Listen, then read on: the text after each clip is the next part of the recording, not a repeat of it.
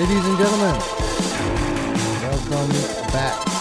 October 13th, 2025, Virtual Strangers. I am your host, Mr. Wes Wesley, and with me as always are my good friends, Ruuts, Andy, and Looper. We got the Game of the Month crew in the house. How's it going? Ruuts, how you been, brother? I'm good, except for my shoulder hurts. I don't know why. I was just sitting there, and I was like, God damn, my shoulder hurts. Other than that, I'm good. I'm alive, and that's a good thing. So. That's part of aging. I've come to realize is that things just start hurting. Like injuries occur from sitting still. Case in point, I've been limping for about 3 months or longer now. Oh, wow. My hip, there's something very, very wrong with my hip. And I did it by not moving for a long time. And then when I moved, it hurt. And like, I don't know what's wrong with it. I don't know if I have like something wrong with the nerve, which was kind of my initial initial theory was that I have some sort of sciatica. But the way that the pain's manifesting now in different ways, I'm starting to fear that I'm actually injured and that they're going to tell me I need surgery or something to fix this because it hurts bad and it's not getting better. Oh, wow. That sucks. Well, yeah, I hate to be the bearer of bad news in a lot of different ways. Well, no, I guess this isn't bad news, but it's bad news for my portion of the coverage. Look at my left eye. All of a sudden, the last couple of days, my eye's been all funky, weird, and swole up, and so I haven't been able to get into VR. So I was telling Dee and as we're saying all these different things, I can't put off the episode enough or anymore. And so I'm going to be play in the position of interviewer and producer for the most part.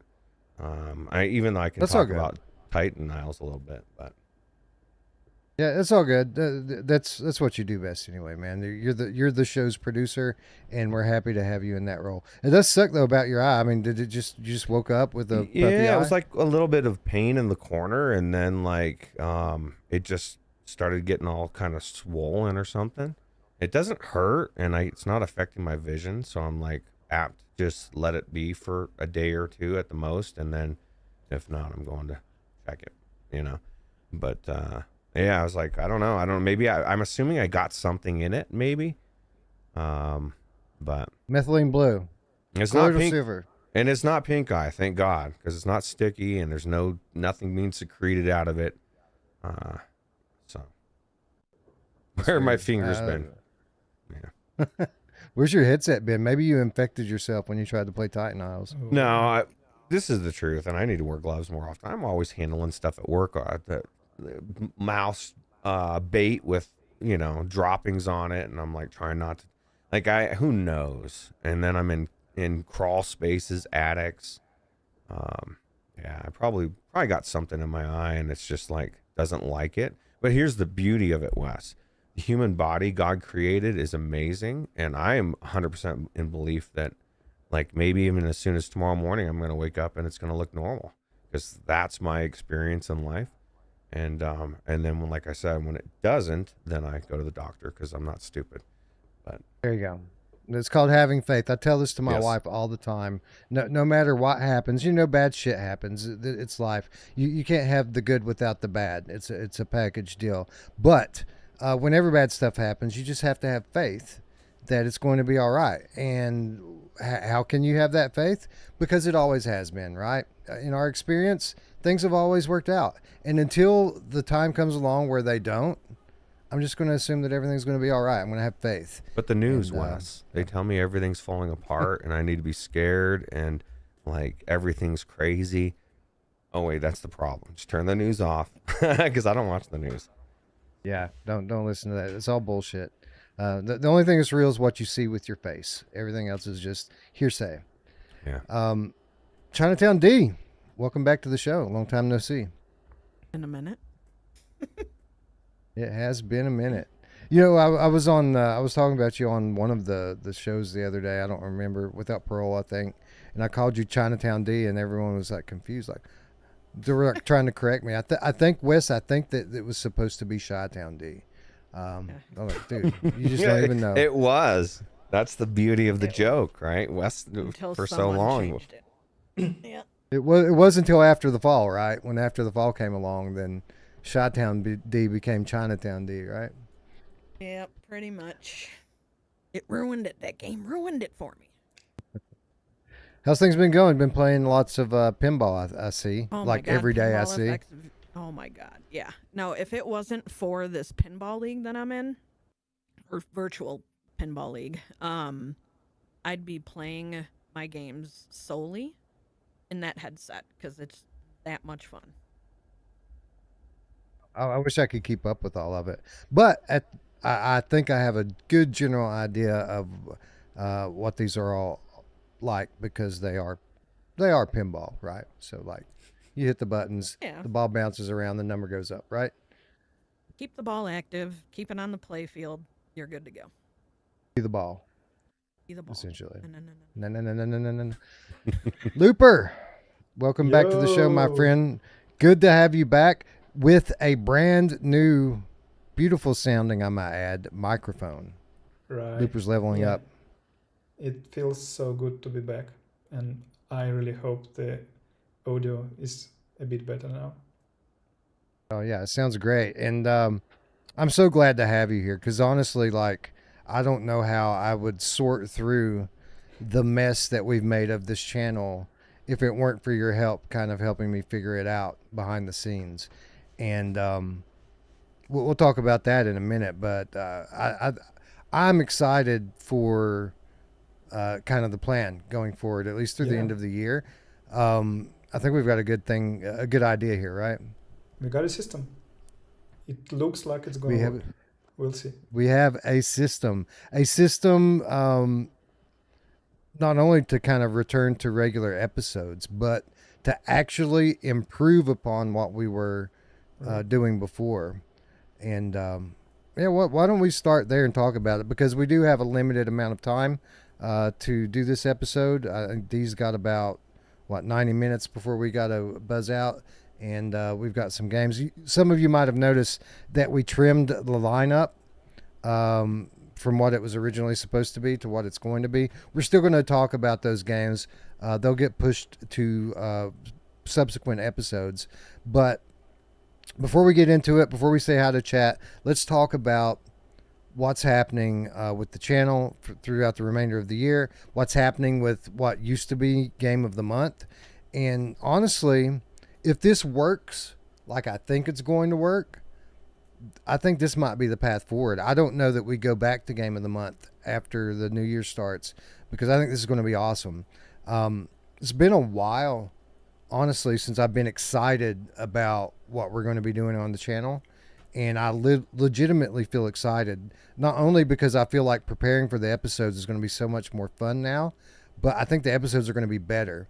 So for those of you who hung in there and didn't unsubscribe, those of you who continued to support on Patreon, those of you who are still here tuning in for the episodes, it's about to pay off because we have a great idea. And essentially, this is the episode 1 of what we're now calling week or peak or week. I forgot what episode or what order I put it in. I think it says peak or week. And that's a working title. We didn't vote on it. I just put it on there. But essentially, we've got this big backlog of titles from the months that we were away. And that's a problem because, as those of you who have been watching for a while know, we use Game of the Month to determine what the nominees are going to be for Game of the Year and all of the other categories, right? Puzzle Game of the Year, Early Access, what have you. It's in preparing for Game of the Month is what basically forms out our knowledge base and creates the nominees for those awards. But we took essentially 6 months off from doing it. I think the last one we did was March. Since March, we haven't been doing that. And subsequently, we have this gigantic backlog of titles that or at least I have barely played any of them. I know Looper's probably been staying up on it month to month. Again, I appreciate you, bro. You give us legitimacy through your effort. What it means is some of my impressions are half a year old. Yeah, right. Yeah, I get you there. Well, mine too. My Iron Guard impressions that we're about to have are a bit dated, but I think they still apply.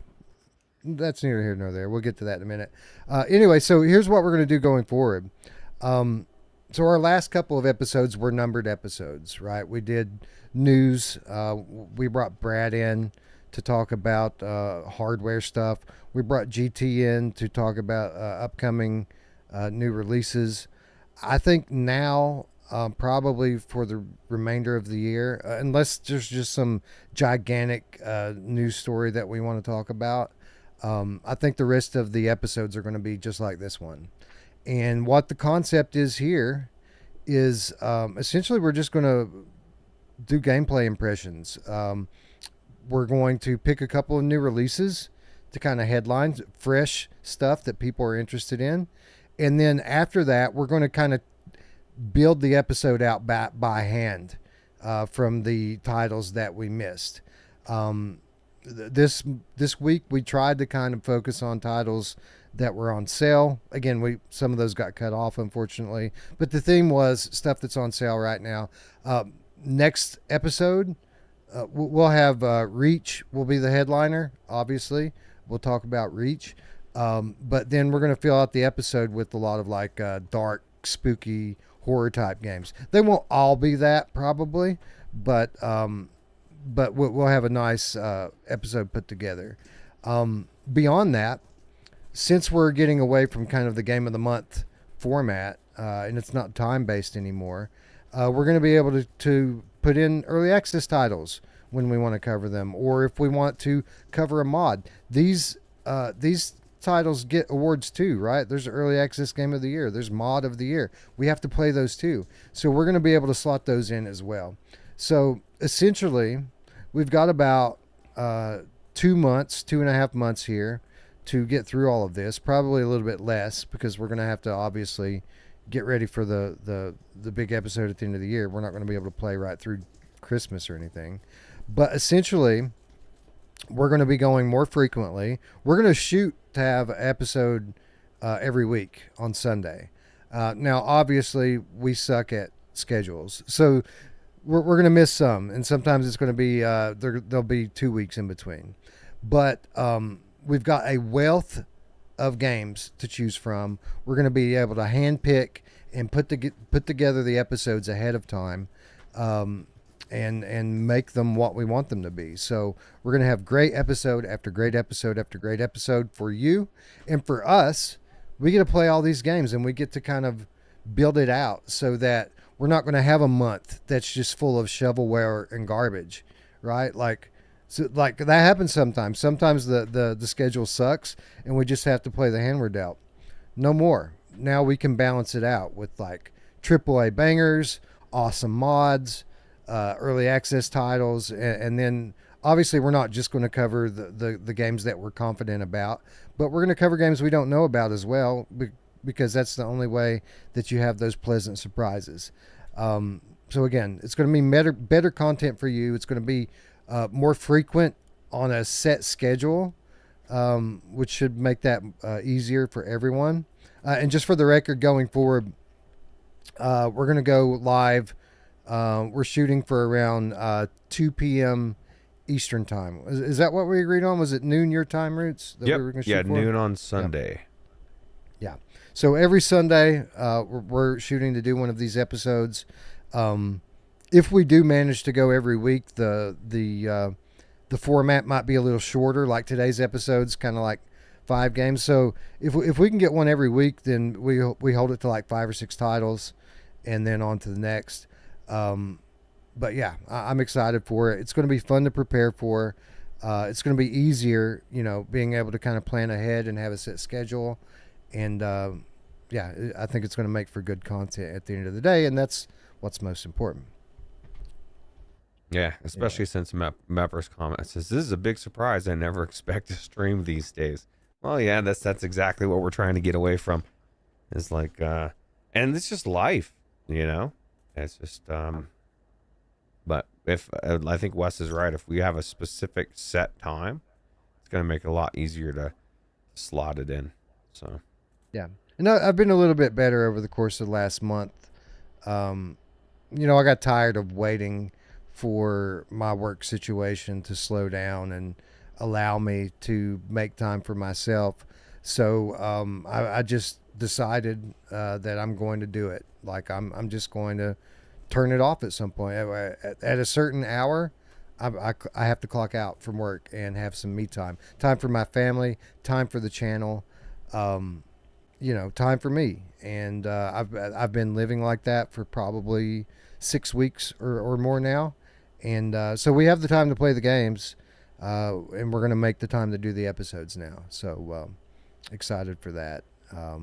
And from a viewership perspective, these are all kind of like bonus episodes for you guys, because typically this is the time of the year where we're wrapping up. Like at this point in October, we say, all right, adios guys, we'll see you in December. We have to take the time to play the games now and prepare for 2025 show. Well, we're still going to be playing the games. We're just going to be talking with you about them as we go. You know what's funny is the world's so crazy that even our schedule's backwards. Because usually, like you said, we've been busy up until now, and then it's off. Now it's been off pretty much until now. It's going to be busy. So. Yeah, it's going to be great. And Looper, I'm excited for it too, because beyond what we have in our backlog, which is substantial, and if we played nothing else but those games for the rest of the year, we could fill out the rest of the schedule with good episodes. But look at what we've got coming up. We've got Reach this week. We've got Deadpool coming. We've got Thief VR coming. It should be Rush. A lot of fun. Yeah, Rush VR, good call. It's going to be fun. Anyway, like I said a moment ago before I went on that long-winded thing, we have limited time to get through the titles of today's episode. So let's say hello to our friends in chat so that we can get on with it already. Philozix is here. What's up, Philo? Good to see you. Paradise Decay still here. Thank you for waiting, PD. We know it's almost your bedtime, and you get impatient when you have to wait on us, but we appreciate you being here, brother. 8-bit most player. What's up? Says boundaries are good. They're necessary, man. You got to have them, right? You have to draw lines, and I'm coming to realize that late in life as it may be, you have to draw lines. If you want to stay married, you have to. Yeah, right. What's up, GT? Gamertag VR slipping in, as is Inspector Gamecat. Inspector Gamecat says, I'm hoping for a Thief delay, to be honest. Yeah, man, the schedule's pretty heavy. But honestly, I'm all for it. Bring it on, man. I'm ready for it. Still doesn't have a release date, right? That's correct. It does not, which would lead you to believe that there's some danger of it being delayed, right? Like most titles, they want to launch before the Black Friday sale. That's when all the people buy headsets. That's when all the games are on sale. It's the most competitive point in the entire year for game studios, and in order to kind of launch in that window, you have to get out ahead of it. In terms of promotion. Now, they have been promoting the game. We've seen that in recent weeks. They're doing great content, devlogs, like they're doing a lot. So I think we're going to get it, and we're going to get an announcement date anytime. But the longer they wait to announce it, the more it makes you wonder if not the entire thing getting pushed back. Maybe sometimes Quest release gets pushed back, or PSVR 2 gets pushed back. That maybe that's the case. We'll find out soon. Parasite Green with the $20 or 20 quid, excuse me, wrong currency. 20 Britain dollars. Don't offend that guy, dude. Don't offend him, Parasite. He says, this is for all the mini VS podcast episodes that I have had the pleasure of listening to through the years. I've been so busy since my baby daughter entered in February, so perfect timing for me, the virtual strangers, to come back. Thank you so much, and congratulations on the new baby. Yeah. I've got new children myself. I've basically, a lot of people don't know this, but I've basically taken custody of my sister's children over the last couple of weeks. So a lot of the kind of timing difficulty that I've had is every day's been crazy now because like I've got a brand new 5-year-old running around and a brand new 12-year-old running around my house, and we're getting them enrolled in school and doing It's all amazing. of all of the things. So yeah, How crazy exciting times. for the But kids, cousins, man. That we used to love that when I was a kid, man. That was the best. every day's a party here, bro. Like Yeah. my kids have been so great. Even though there's like a substantial age difference between them, they're still hanging out together, spending time together. My kids are awesome. You know, we homeschooled them. They're very sweet children for their age, and yeah, they've been awesome to welcome their cousins with open arms and That's awesome. treat them like brothers and sisters, which Yeah, is great. family. Yeah. You gonna let the Anyways, little one paint your nails, Wes? no, we're not going to do that. Oh, come on. I know it's 2025, and maybe never mind. I was going to make some jokes in poor taste, but I don't want Someone people to will- unsubscribe. Yeah, somebody won't like it, so it's best to stay away. Anyways, I need to quit blabbering. Thank you, Parasite Green, for the donation. Congratulations, and welcome back to the Virtual Stranger Show. Yeah. Anyway, GamerTech VR is here. JLW99. Glad I could clear that up for you. 8-Bit Most Player already said hello. Hello again. Destiny 11. Hello. DJ Disco Beaver. Hello. Bitmappy. Welcome. Mickey Barrios. Mickey, I was wondering about you, bro. Like, I've been wondering how you've been. So it's good to see you in the chat. Welcome back. Good to see you here. I'm glad to be back, and I'm glad you're back. Anyway, who else is here? Mad Vegan's here. Inspector Gamecat, I already said hello to, but hello again. Lumberjack Joe 94, what up? Dylan Lawrence is here. Hello. Hussein X, what up, friend? Good to see you. The Karam Kid is here. Arlen Kundert, Old Darth. Hello, friends. Who else? We already said hi to PD. What's up, PD? Hello again. Robbie Y is here. Mepper's here. Hello, Mepper. Space Denison. Dylan Lawrence. Hello, friends. Kaiksa de Pixels. Hello. Regos Pantaleon is here, as is Evan Yabu. Hello, friends. Welcome. Starting to see a lot of repeat names now, thankfully. I Want a Lot is here. You know who else wants a lot, Ruuts? Oh, yeah, she does. She gets it, too. Yeah, she does. Chatty is here. What's up, Chatty? Good to see you.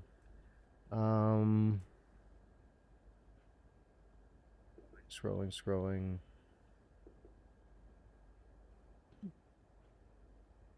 Radio Run's here. What's up, Radio Run? With his Idaho I knew money. Radio. I knew Radio Run was going to be here because we're talking about one of his favorite games today, and I'll reveal which game that is when we get to it. Stingray X is here. What's up? Bitmappy is here. Andrew Ehrenreich, the Game Cat, is here as well.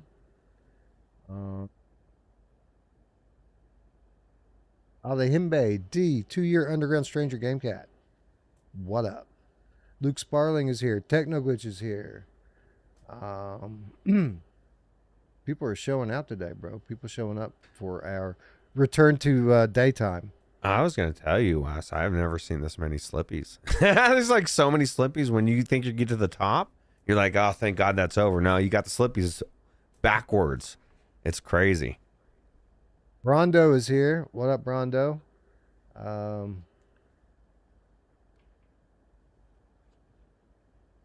We already said hello to the Karam Kid. Vargo Soft is in the chat as well. A lot of OGs in the chat today, man. People that have been following for years. Good to see you all. Gabriel 004, for example, here as well. Ghostface Gamercat is here. And that is as far north as we can go. We hit the wall.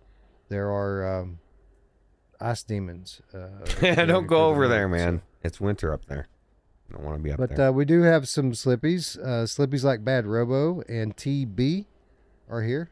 TB is in tuberculosis. Shout out tuberculosis. Silver Nexus is here. Shades of Gray Matter, what up? Gray Matter, good to see you. That Dank Cheese is here. Destiny 11 is here. And I think that is everyone. Fabster. Welcome, Fabster. If I missed you, I apologize. Welcome, everyone. Thank you for joining us. So excited to be back. So excited for the new format. And with that said, let's get into it. Let's talk about some of the games that we played this week. This first game is a game that recently left early access on Steam. This is a Steam VR exclusive from an indie dev. I want to say maybe even a single man team. Like I don't know if there's more than one dev for this game. But again, it's been in development for some time from a series of games that actually has its origins outside of VR, and that is the Z.O.N.A, Z-O.N.A series of games.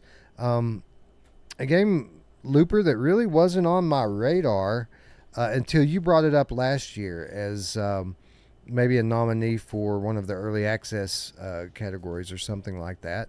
I'd seen it on Steam, but as is often the case with a lot of these Steam indie games, you don't really pay much attention to them. And they just you just skim over them without paying them any mind.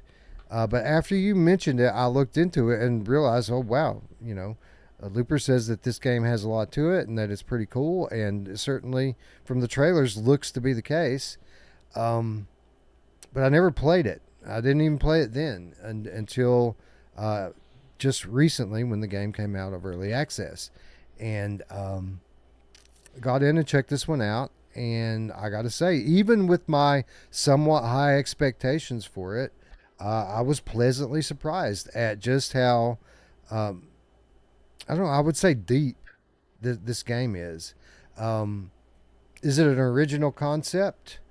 No. That was the other thing that kind of shocked me about this game is just how much like Into the Radius it is. Like, this is very much like Into the Radius. And by saying that, I already know what everyone's typing in there. Yes, I know that what that really means is that it's like Stalker, right? Like it's another Stalker clone like Into the Radius. But Looper, I would say that while it's certainly not as polished as Into the Radius is, it doesn't have that kind of budget and team behind it. There are areas and aspects to this game that I would say are better than Into the Radius. Like, this is certainly a much more nuanced and deep game in terms of the complete menu of things there are to do here. And would you agree with that? Yeah, so we actually have a bunch of those Stalker clones, like Into the Radius 1 and 2, this one, and the Convergence, the one that Convergence, was originally a Metro clone and then became a Stalker clone.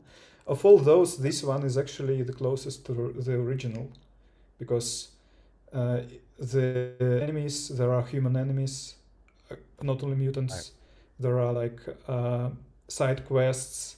There are NPCs you talk to. It's all text. It's no voiceover for the dialogues with NPCs for quests. Although there are some background dialogues like people telling funny stories at the bonfire and stuff, which is also straight from Stalker. So yeah, it definitely pays a huge homage to the original Stalker series, and also it's it also pays homage to all those other games I mentioned as well, because at some point you may find DVD discs, and you can find Into the Radius DVD, Into the Radius 2, nice. Convergence, their own like Z.O.N.A origin, their first game Z.O.N.A Project XVR which I never played, but I'm looking forward to at some point because it must be good as well. But yeah, it's very deep. It has huge areas. It's like, it's not exactly open world, but it's interconnected areas, kind of like Into the Radius. And some of them are really huge. Yeah. So yeah, it has Yeah, great it's kind of weapon like, variety. it kind of reminds me of The Walking Dead Saints and Sinners, the way it's Yep. kind of structured. But even to like a further degree, like it's even more so. So what do I mean by that? So one way that I'd say that this game is superior to Into the Radius is the implementation of the story campaign. There are characters in the game, or essentially a character in the game that you talk to and you get your missions from, and it is voice acted. There are multiple actually. With time, there are more. Right.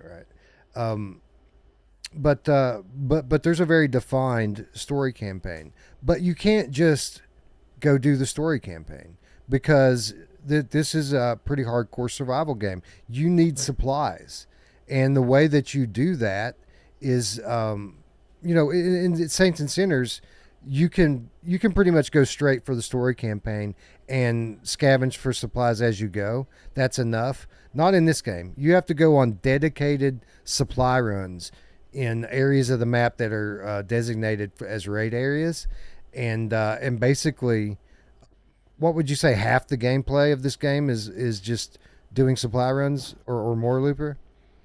Well, not for me, and the reason is they had a new hero back on early access times. They had a special new hero quest, and the reward for this quest was the best weapon in the game. So okay. Ever since I got that, it was basically a breeze. No, not all the time. Some enemies are still very tough, but I didn't have to do supply runs. But at some point though, there are points in story where it doesn't let you progress until you do some side quests or just go into some areas a couple of times. It just says just wait for a call from this guy. So that's when I did some deep exploration of some areas.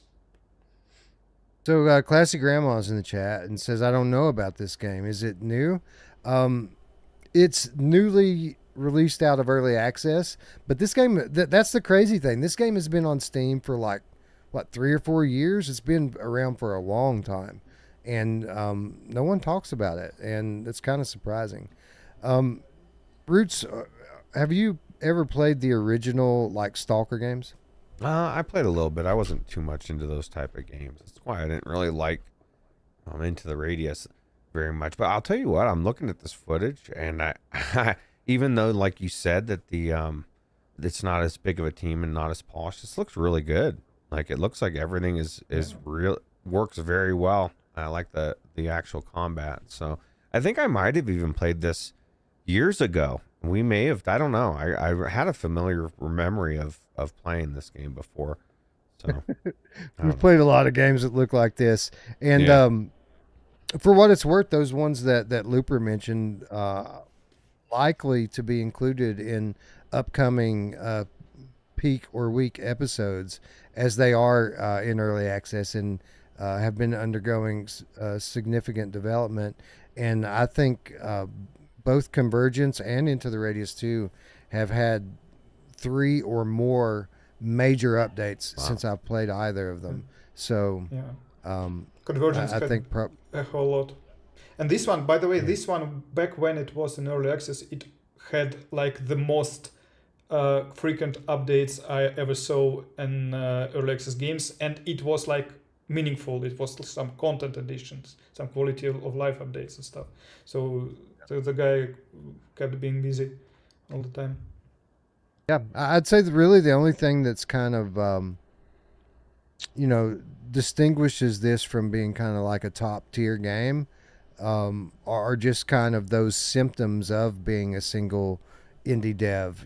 Things like using assets from the asset store. you're likely to see assets from this game in other games, or lack of like voice acting in places where you would typically see it, things like that. Well, actually, now that I think about it, the phrases that they tell to you are voice acted. They are just doubled as a text as well.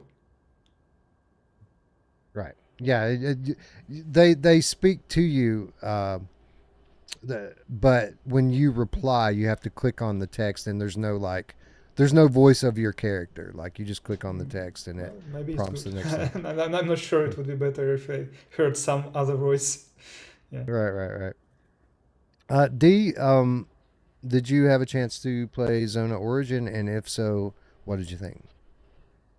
I did for a little bit. I felt like I was playing Into the Radius, a bit. It's very similar, right? I Even down to like throwing things into the anomalies to fuck with them. Yep. Yeah. Exactly. I didn't really get into the Radius that much because just the constant tension in a game I'm not really a fan of. But in this game I do like the gameplay, like the guns, mechanics, that part I do like. But yeah, no, I definitely do plan on going back into it. Even though it's not my type of game, there's something about it that makes me want to go back to it. So although again, I must warn you, D, it gets really scary at times. Ooh. oh god, Great stream game. Tell me that. Good stream game. That's the wrong thing to tell me to get me to go back into it, Looper. Yeah, there's these crazy mutant hippies that live down in the tunnels that you have to watch out for. Oh god, mutant hippies now. There is some enemy that is shooting some psychic stuff at you, and your vision gets blurred. You just can't aim properly after that. Maybe that's what happened to Ruuts' eye. Yeah, I think so. Oh, Son of a bitch. There's one down there, D, that they say that if you just make eye contact and don't freak out, you'll be fine. But if like you make sudden movements or try to run away, it'll kill you. Oh jeez, no, I want to run. That's my main mechanic to get out of these situations. Oh no, I might have to stream that then. So, Looper, you talk about how the map's kind of it's not open world, but it's a series of it's kind of like Into the Radius in the way they hold their map. Through like you're going through and just exploring and scavenging. Are there like multiple paths to make it to like certain areas of the game that would? Yeah, go ahead. There are instances of that. Yeah, so some of the areas are reachable from different directions. What I also wanted to mention is it doesn't always hold your hand. So sometimes for some quests, you just want to pay attention to the textual description and not expect some like quest marker or something. For example, you may have a quest that some meeting will take place at the cinema, and you have to remember what location a cinema was, because you don't have that handy. You have to like gather all those things in your head. So I would probably recommend playing it like not spreading your playthrough for too long. And it's a long game, by the way. It's like, let me check. I think I have my recording somewhere. It was like for the early access part, I relied on Steam time tracking, which can be very off, but it said like 13 hours. 30 plus hours. Damn, 13. That's pretty good. No, not 30, 13. 13. Yeah, but then I played. Still pretty good. But then I played 10 more after that. Exploration and stuff. So that makes a total of 25 actually. So yeah. So what's the climbing like? Because Logay was saying that the climbing. He thought it looked, and I noticed the same thing just from the video. It looked like I think I had some issues with climbing. Okay, the problem with climbing is not the climbing itself, but the fact that your weapons, they don't return to the holsters if you drop them. So there is a point in the game where you have to climb and also shoot at enemies. And that's where I lost my rifle. Yeah. I'm torn on that. I like the realism, but I don't want to worry about drop. Like, what was that game we talked about, Wes, where if you dropped your bullets or your magazines, you you got screwed, and then were looking into the radius. Into the radius, yeah. And I think this game is just the same. Yeah, that is the same. Yeah. You also have to fill your magazines with bullets, same as Into the Radius. So all the stuff going on here as well. But you can buy full magazines. That's fine. Okay. It's just more money. Yeah. But you still have to keep track of them because they're not just spawning for you. You have to physically. I think they need an option, for them. Like a Ruuts option, or anybody that doesn't. I don't want to worry about dropping my gun, but I realize that people that love these kind of games, it's part of it. You know what I mean? So I get that, it shouldn't be catered to me, but I don't like that aspect of it. How horrible to lose your gun. You know what I mean? Yeah. That's crazy. Yeah. It's kind of like Into the Radius in that way too, that you can play and not worry about that stuff, but essentially what that means is you have to scavenge and loot more so that you can have more money and resources to just buy all that stuff and not have to be so particular about it. But there is an uncommonly large attention to detail in terms of realism in this game. For example, timing is very important for certain events and things. And while you don't have to literally hoof it to every place like you would in Fallout 4, for example, you do kind of just travel from area to area. You do have to still take into account travel time. So it'll tell you to travel to this area, you're going to get there, but it's going to be 4 hours later in the day. And there is real time of day effects in the game too, like morning, noon, and night. All of that stuff is kind of factored in here, and you have to pay very close attention to it. Yeah. That's all new thing I for went me. into one of the zones. I never cared enough, probably. Well, I know that the time of day thing was a recent update. Oh. So maybe they. So maybe I played through those parts of the game back when it was in early access, and that's why I missed it. Okay. Very possible. Very possible. But no, man, this is the type of game that I could get lost in, and that's my only real criticism about these games. I love playing them, but I could definitely see this being a game like Gran Turismo 7 or something like that, where I avoid it just because I know that for me to really enjoy it, I'm pretty much just only going to have to play this game for weeks on end, and I don't have weeks on end to put in any game. But no, man, really surprised at how good and deep this game is. We don't see VR games that take dozens of hours to play through the campaign very often. Honestly, it seems like a game that's ripe for multiplayer. Or I don't think there's other live players in it right now, but I mean, I certainly could see that being a path forward for them here, right? And I never saw any announcements or anything, but why not? Yeah. I mean, yeah.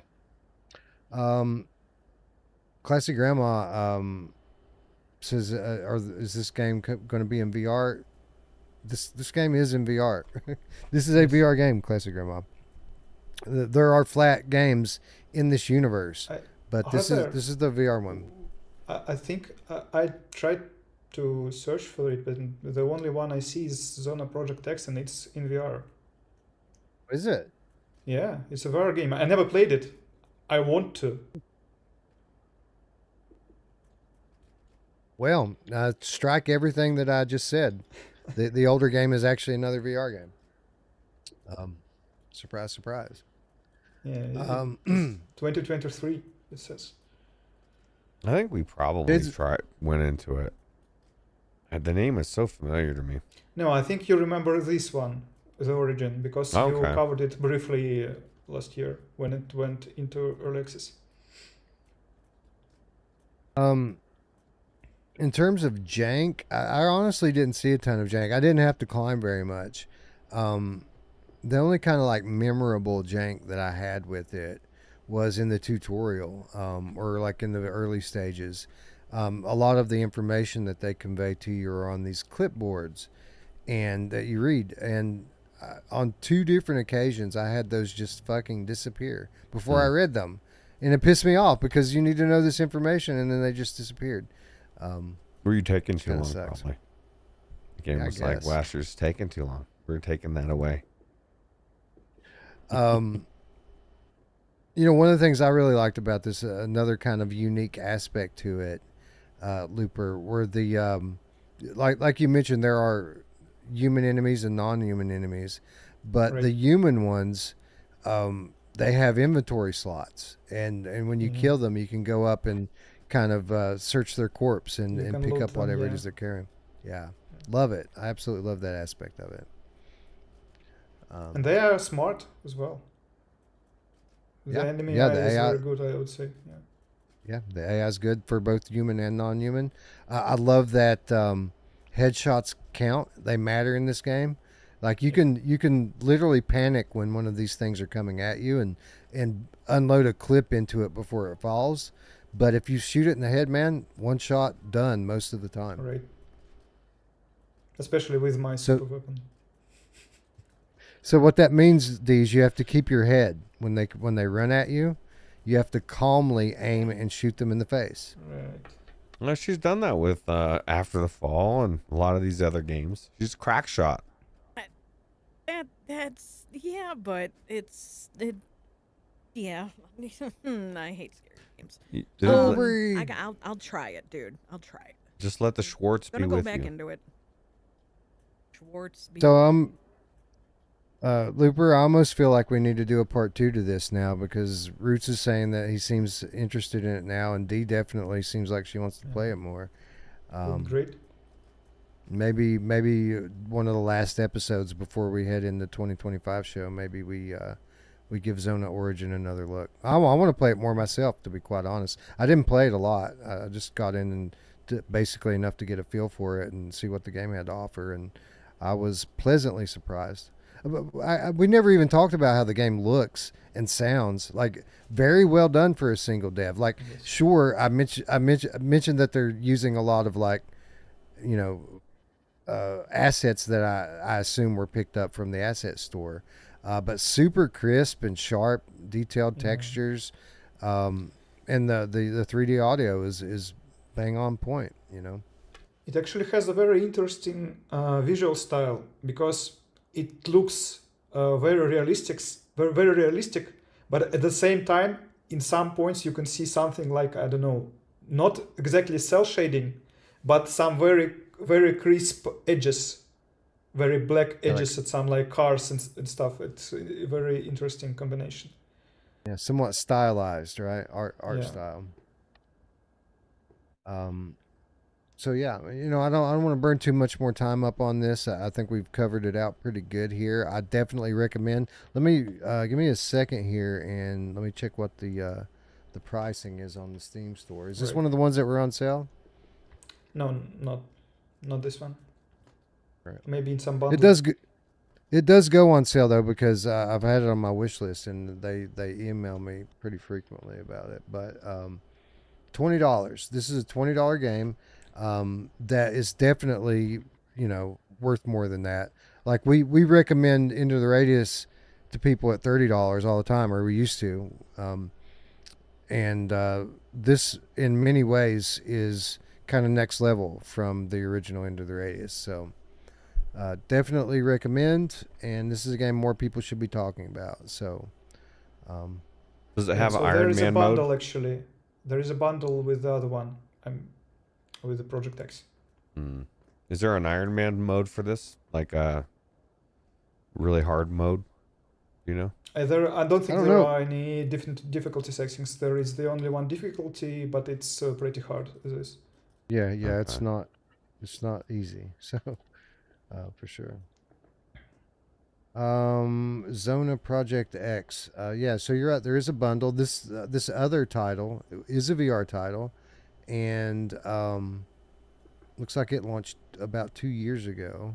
Yeah, I think that one is more like actually like Convergence because it's raid based. Looks like it got an update like this year. Yeah, it gets updates pretty frequently actually. Yeah. So everyone, I played it the other day. yeah. So everyone, put this one on your wish list. Do it now. That is important. We quit doing the wish list segment when we kind of did the format swap in the middle of the year, but I cannot overstate just how important wish listing is for these smaller devs, especially. So those of you who can afford it, go drop the 20 on it. It's worth it. If you can't afford it, go wishlist it. This is an awesome game. So awesome that we're probably going to cover it again just so that we have an excuse to play it some more. Anyway, we move along to the next title. Iron Guard and Iron Guard Salvation. So Iron Guard recently launched on PlayStation VR 2. And Iron Guard Salvation recently launched on MetaQuest. So I played Iron Guard on PSVR 2. I did not play Iron Guard Salvation. So I'm going to start by asking you, Looper, what is Salvation? What's the difference here between the two titles? Salvation is a perfect sequel because it takes the formula of the original and makes improvements in almost every aspect you can think about. Like, it was funny, I was watching Miles live stream the original Iron Guard, and I think every small concern he had, it was actually something addressed in the sequel. Like some stuff like not seeing the area of the turret coverage before building it, they got it covered. Like being able to resize yourself like to the different scale, they have it. And then they have gameplay edition all over the formula. So they have introduced those like heroes, which are basically as even they say themselves. I think one of the heroes says is, "I am like a turret but with legs." And that's what they are, because they can shoot at enemies and then you can move them to different, relocate them to different locations. Then even while you're in combat too. Sorry? Said even while you're in combat too, you can move. Yeah, exactly. Which is cool. Mid-wave, you can do it. Yeah, but I don't think it's actually the main game changer. What was a game changer for me was an ability to move the platforms before you place turrets on them. So in the original, there are some preset locations when you can place your turrets. But in the sequel, as you like see right there on the trailer, there is some number of platforms, then you can move around until you place a turret on it. So it gives much more variety to how you can strategize and place your turrets. Then there are changes to how the turrets work. For example, there is a laser turret, and in the original it was like a perfect last line of the defense, where it burns through all the remaining enemies that got to the last part of the route. But here it works differently because it mostly works against the shields, and then you want them at the beginning to remove the shields, and then the other turrets will do the rest. But then there is those artillery air defense turrets, and in the original they were there, but they were not very useful because the only airborne enemies they were only attacking your ship that you control with your hand, and they didn't attack your base. It was basically a minor annoyance like mosquitoes. But right. Here there are many more kinds of airborne enemies, so you definitely do need air defense turrets every time you have those in waves.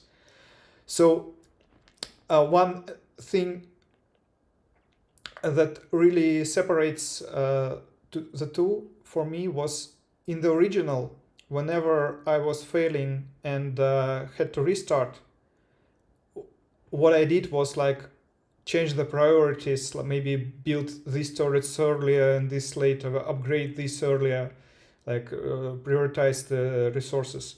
But here, every time I had to restart, I had to rethink my strategy, because what works on one level totally won't work on another. So for each level, oftentimes I had to have a first run just to figure out what awaits me, and then adjust my strategy to the kinds of enemies that will be presented. That's interesting because also there are bosses. Like there are 30 levels, and every 10th level is a boss. And what it means is there is, first of all, a huge enemy that's moving towards your base, but there are also some very unexpected and nasty aspect to it, which I don't want to spoil, but it really presents an extra challenge in all of the instances. So for the last one, for the final boss, I have to really have all of my turrets, all of my turret kinds have the last level upgrades for the 4th level, because without it I just couldn't do it. Classy Grandma with the $10 donation. Thank you, Classy Grandma. Classy Grandma. Thank you for the donation. She says, "Hello, my friends, and Mr. Looper." Is she saying that Looper's not one of her That's what it sounds like. I think she's saying that. Yeah. No, that's fine. Hello, my friends and Mr. Looper. The game looks great on Steam, and I really missed you guys. Whoop whoop. Well, we missed you, Classy Grandma. I'm glad that we could be here in the day. Strangers in the Light, as someone called it earlier. I like that. Yeah, I think it was. Oh shit! It'll come to me. Yeah, that was good. I liked it.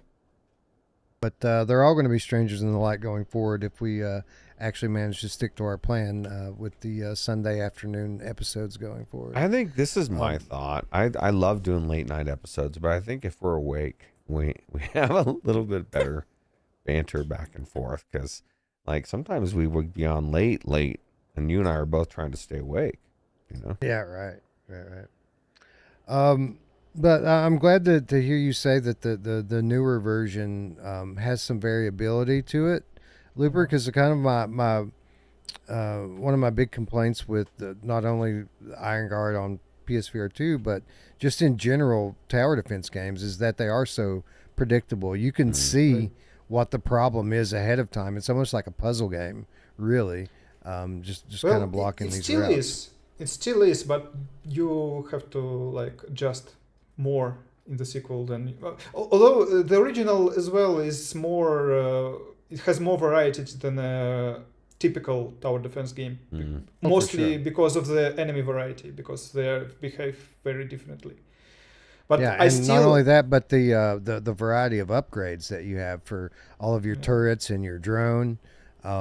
There's lots of things that you can upgrade, and you can, while you can apply those upgrades and buy them kind of mid-round as the thing's happening, you have to unlock them in between rounds. So like there's kind of a lot of strategy involved with it there, and a lot of depth to the gameplay loop. What about the size of the maps? Radio Runt says the original maps were bigger than the new ones. He says that's his biggest. They were huge. Right. Maybe just a bit. Probably, but it isn't something that I noticed, but when I'm presented with the question, probably so. But yeah, he said he likes the first one better, deal. But they're both really good. So, and I said in the chat, Wes, I figured out what Radio Runt's favorite game was on this list, because he came in saying, "Oh my God, this game's amazing." So yeah. Radio Runt loves Iron Guard, and no, while the maps might be a bit shorter on Quest, or smaller rather. They're absolutely huge, abnormally large maps. One of the kind of good things about Iron Guard as a tower defense game is that the maps are so big and there are so many entry points and long paths that are taken by the enemies to get to your base. Right. What about like the story and levels from the original? Did that carry into Salvation, or is this really just a completely new title on Quest? That's definitely a continuation. I didn't pay enough attention to the story, to be honest, but it's definitely something that happens after the events of the original. The original, I think it was just on one remote planet, and this goes through multiple planets, including Earth. And when you are on Earth, there are some very impressive backgrounds, actually, like some Gothic castles and stuff. That's cool that they're actually continuing the story along. Because a lot of developers don't do that. So, yeah. So Mad Vegan says he's off to Without Parole. It right. never even fucking... It Dawned didn't on you. even dawn on me that Brian's going live today. Jesus, how I should stupid have told you. I thought you were aware. No, well, I mean, so we were off work today for the holiday, right? Like, so I'm still thinking that it's like Sunday. It's not Sunday. It's Monday. Obviously, Brian's going. I just thought that if it's the way for us to get going, so be it. Yeah. All right. Yeah. So if Brian sees this later, sorry, bro. Didn't mean to step on your toes. I know he doesn't care. He always tells us, just go when you have to go. Don't ever worry about what I'm doing to do your own thing. Like, yeah. I don't like. Somebody in the chat's gonna tell him. Right now, they'll tell him, Brian. They're saying we're sorry. We're sorry, bro. Yeah. Tell Brian I apologize. I really didn't. Honestly, it just had a brain fart. I didn't realize. Shit. All right. Well, whatever. We just got another $5 donation donation from Classy Grandma. Yeah, we did. Classy Grandma gives $5 to say, Looper, you know I love you. So here's another $5. Thank you, Grandma. We knew. I just thought it was funny. We thought we'd pull your chain a little bit there. So thank you. No, it's not an attempt at competition. And to be quite honest, if I wasn't even on Without Parole, I don't like segmenting the viewer base. Like, I want everyone to be able to to watch. Right. I don't like trying to compete. So really a dumb mistake on my end, but it is what it is. Flippy Nuggets confirms what I was saying. Says they've already told him. So, yeah, that's the beauty. Yeah, so but that shows you care. Like, you don't want to step on anybody's toes. So, yeah, my bad. Anyway, they don't talk about Quest and PC anyway. So, if you're interested in PSVR 2, go watch Brian's show. Everyone, you have my permission to leave. I think I guess we do have one more PSVR 2 title that we're going to talk about, but for the most part, the rest of the show is going to be on alternative platforms anyway. So, one thing I wanted to add about Iron Guard, when I was talking about it on Without Parole and how better the sequel is, I was presented the question: is there a point at getting the original if the sequel is so much better? And the answer is absolute yes, because it's a different game. It's a different game with different... you can't really use the strategies from the one in the other. They are just different challenges. So, yeah, it isn't like the sequel replaces the original. It just improves upon it. Where do you think it lines up in terms of the hierarchy of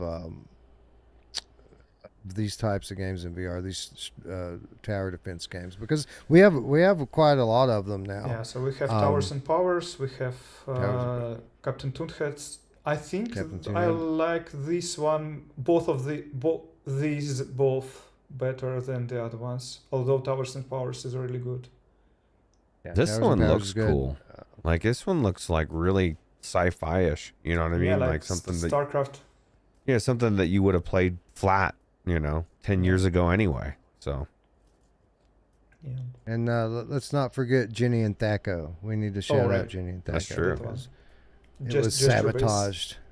I don't even know if you can buy that one anymore, but yeah, shout out to John Robb. I know you're out there, bro. John Robb still actively suing Valve for attempting to and seeing success in the court. They've gone class action, and every attempt to shut it down on Valve's behalf has been thwarted. So yeah, they're still plugging right along there. Yep.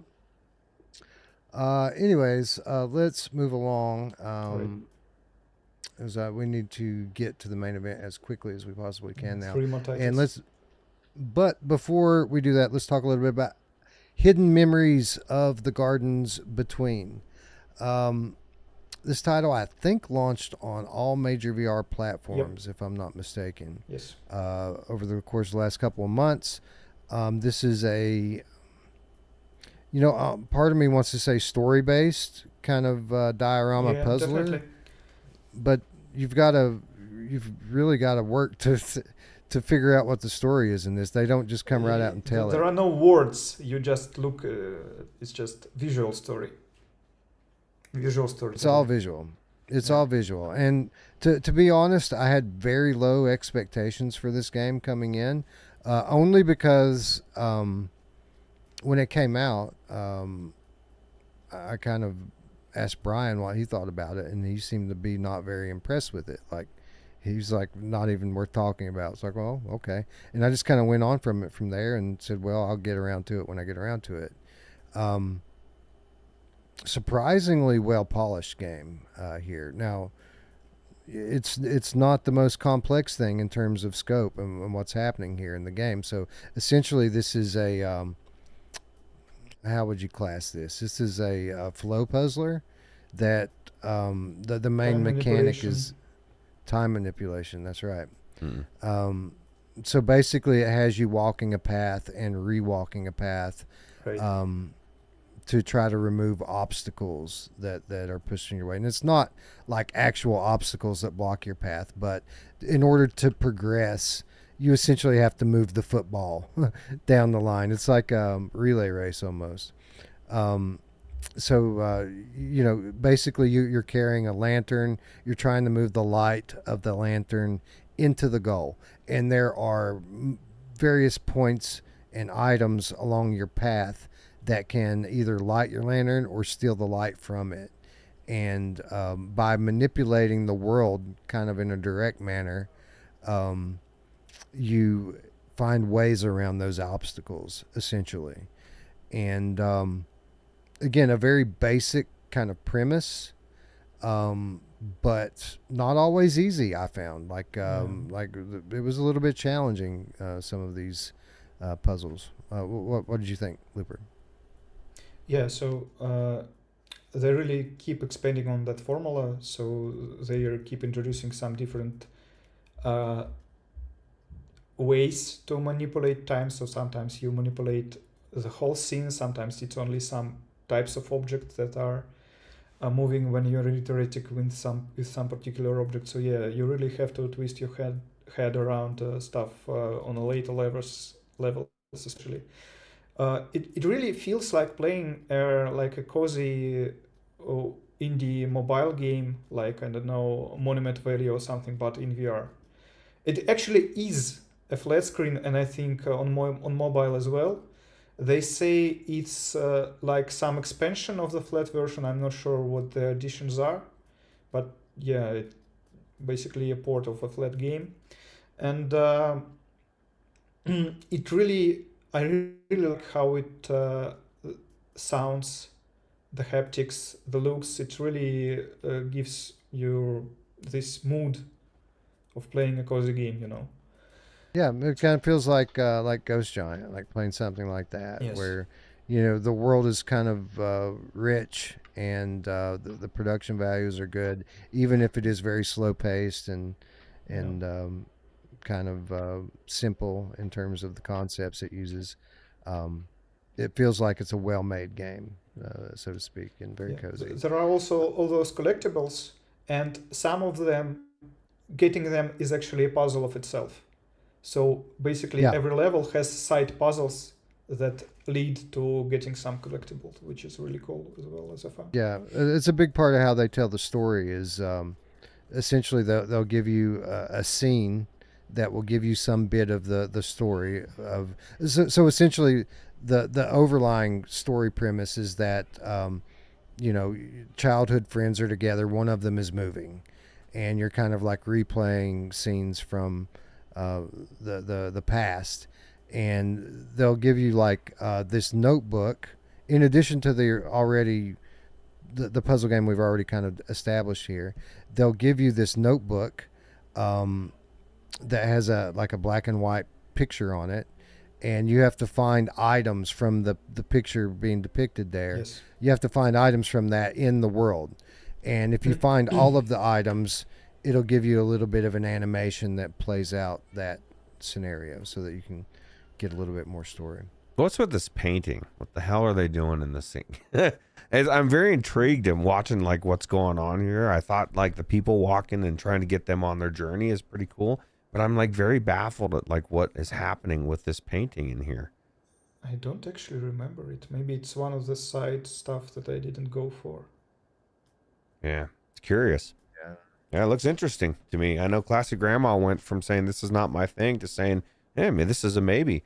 That's kind of how I felt. I was watching it thinking, but just the premise to me, trying to figure, like you said, it's kind of like a mobile game, but you're in it and trying to get these people where they're supposed to go. I think it's pretty cool. It's different.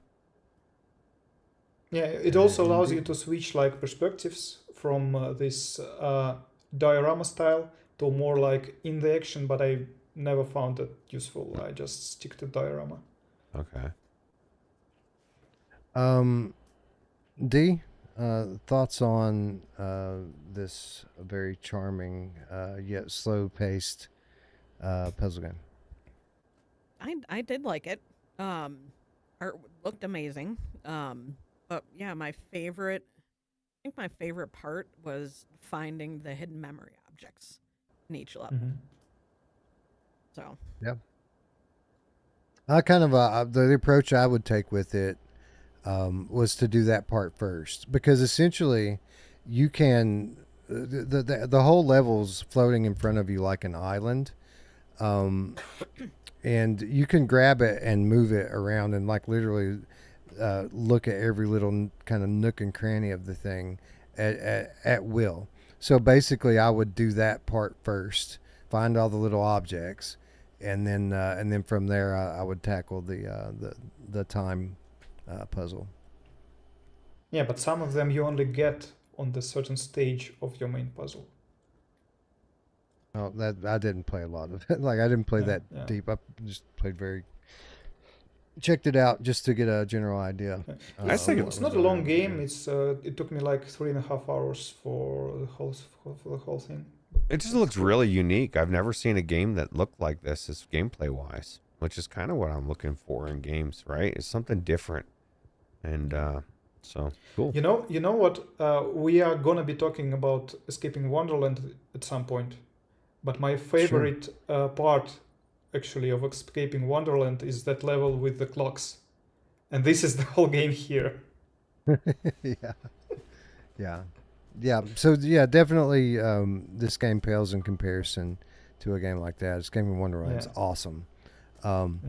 But this, for what it's worth, better than I expected. I wasn't expecting much, but it was fine. It was enjoyable. Like this is not my type of puzzle game. I'm typically more of I like traditional puzzle games, things that really make me get a headache. I know that sounds weird, but I prefer my puzzle games to make me think hard and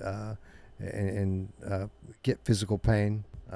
But if you're trying to relax, and the game certainly has a lot of character, a good art style, and is very polished and well produced. There's absolutely zero jank in it. Like it's flat game production style here, so it's actually really good in that aspect.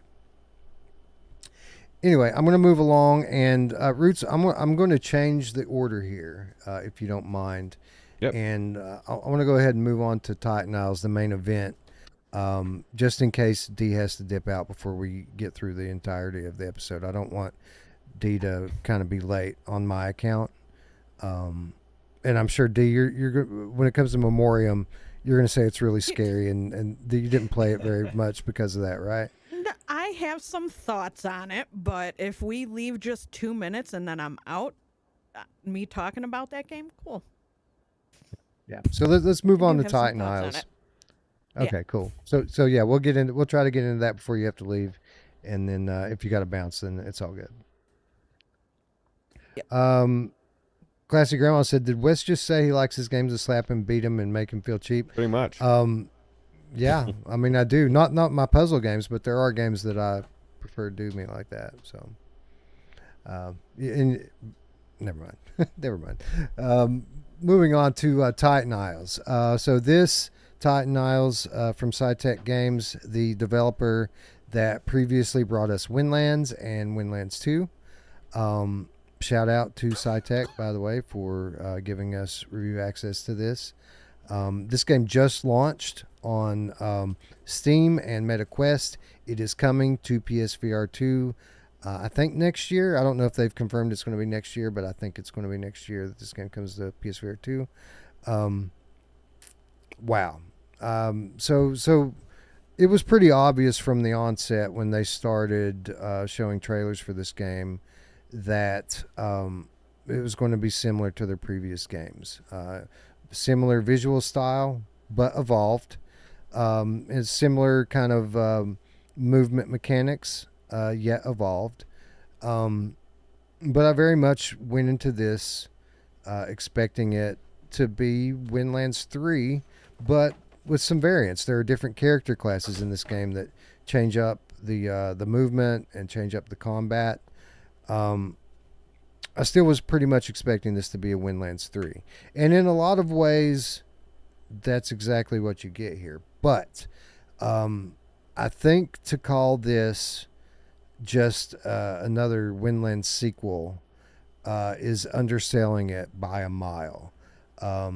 Because what I didn't quite count on is just how different the character classes make this game feel when you play it. So there are 4 character classes, and for what it's worth, there's one called Hunter, which uses the grappling and uses the archery. And if you pick that one, it feels very similar to Windlands playing it. Although there are some other key differences, it feels like you're playing Windlands with that character class. But if you move to the others, one of them being like a bombardier type person, that I think that one uses double jump. Maybe I'm getting a short bursts of jets. Okay, yeah. So you have like Iron Man jets in that one. So you point your hands in the opposite direction you want to go, and you get like burst through the air. The other one that I played was this kind of more agile character class. Ninja, right, there you go. So that one has like a double jump, a triple jump, and it pairs that with wall running. So you can jump high in the air, you can run the walls, and then the weapon is this like homing missile. Essentially, it's shaped like a frisbee, like a disc, but it's essentially a homing missile that you just lock onto your enemy, and then it gets them no matter where they go. And then the one that I didn't play, which is probably the one that I'm most well suited for, is the sniper class. And I'll let you talk a little bit about that one, Looper. I didn't play it because Looper and D both picked it, so I played all of the other ones. But yeah, what was the? You just have a jetpack in that one, right? Yep, you have a jet. You just like the bombardier, you have hand jets, but you also have a jetpack, and it really, the locomotion is, I think it's the easiest of the 4 with this one, because you just throw yourself up, you suspend yourself in the air, you have some energy, so until it runs out, you can be in the air, and you really don't have to think a lot about it. Because I played actually the Hunter on Quest when I tried it, the Quest version, and it's much harder because you have to think about those grappling points, and during some boss fights it's really overwhelming because you have to think about projectiles that flying at you, and you have to think about the grappling points. So it's much more easier with the sniper, or as it's called, I think, storm suit. Yes. Yeah. So the way it works, it's you pretty the way. you Go pretty ahead. much if you're playing the hunter class, you pretty much have to basically take the same strategies that you evolved during Windlands 2 and put them and apply them here. But the game is so much more scaled out in terms of the enemies and the combat that it provides a significant challenge, because it's one thing in Windlands to just kind of constantly be moving around and getting your attacks in where you can, but now there are swarms of enemies, and the bosses not only are they just like massive, like behemoth scale, like gigantic enemies, but Some of them this game is like a full-blown bullet hell at times. Like the type of attacks they come at you with are like Returnal style fields of bullets coming at you.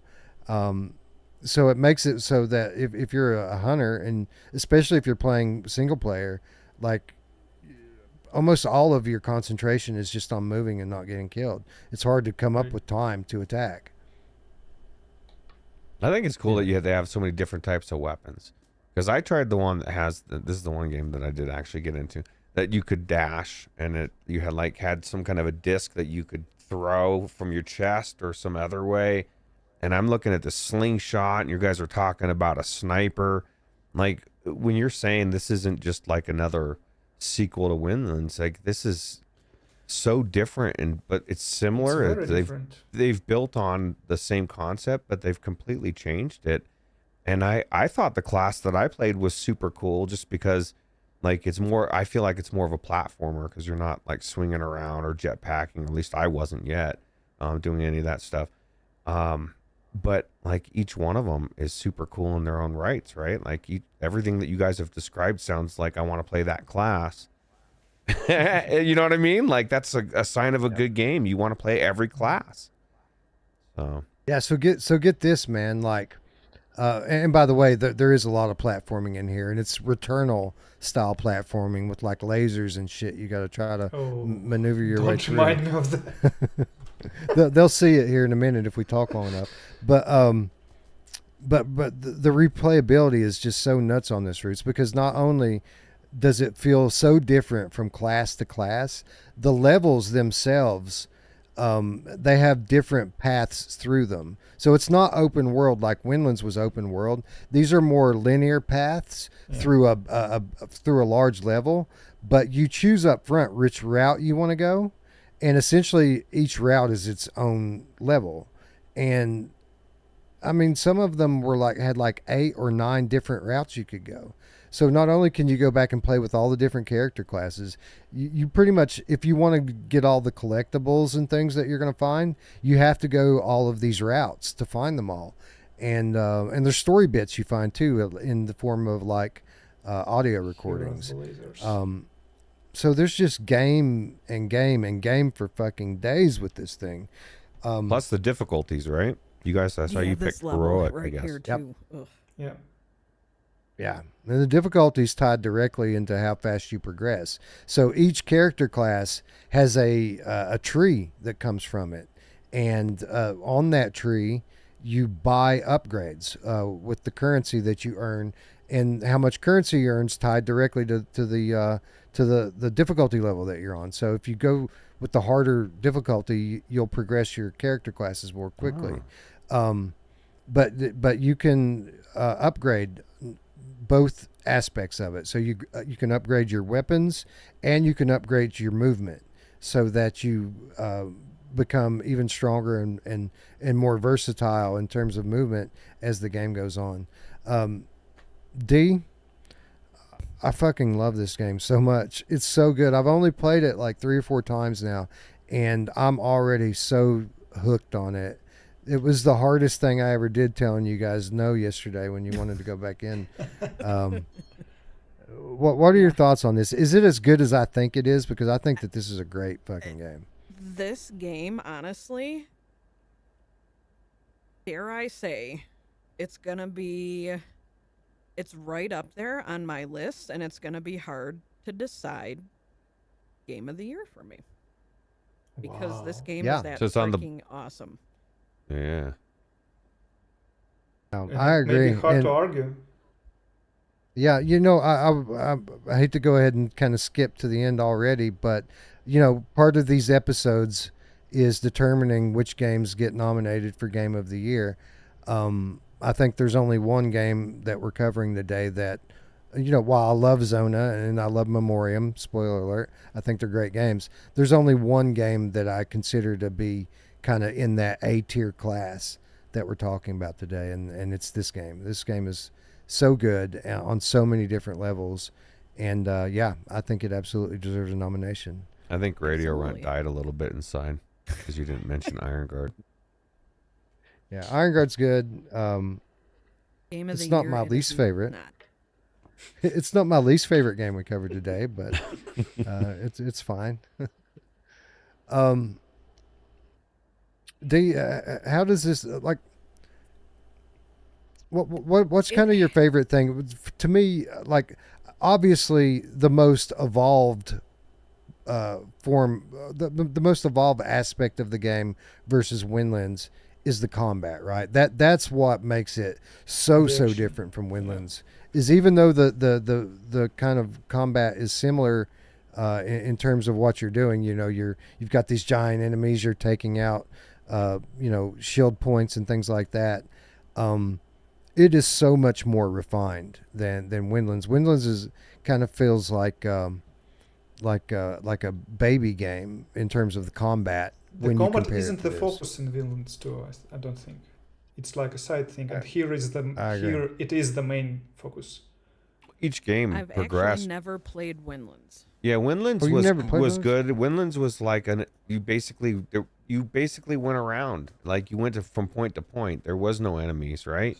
Then they brought the story, the enemies, and then this progression is even another step. It's like I love to see this when you have a studio that each game is progressing. It's becoming a better and better and better. And yeah, I think it's super cool. And if you got West where he wants to keep going back in this, that's saying a lot. Although this is your game, your footage, Wes, that we're watching, you die over and over again. This is us from the other day. I am having traumatic flashbacks from watching this. Yeah, we were all dying over and over at this Oh point. my god. Eventually, I figured Horrible it out. flashbacks. and there's one. I didn't know this at that time, but there is a character class that you can just zoom right through this with no problem because That's the one I played. It has the dash like Returnal, where you can just dash through the shit and it don't hurt you, if you time it right. Yeah. D, talk a little bit about the scale of these boss fights, like especially that last one we did when we played together in that big arena. The best boss fights I have experienced this year. D was likening it to Behemoth, and I don't mean like just they're that big, because they are that big, but she's like these boss fights are better than the Behemoth boss fights, and in a lot of ways they were. In a lot of ways they were. Not all of them. But Not all of them. Yeah.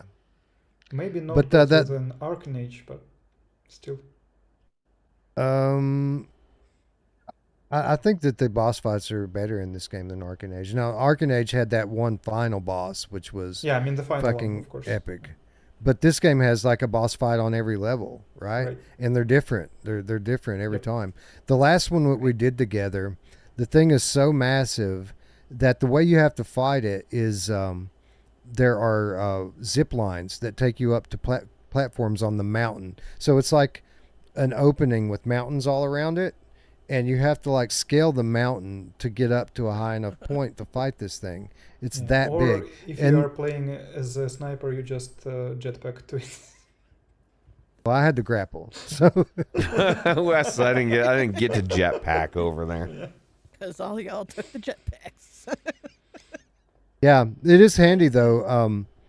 One of the things I really like about it is the dynamic of playing with the squad changes it quite a bit, because it is a bullet hell, and they will fucking burn your ass with projectiles if you stay out in the open and let them.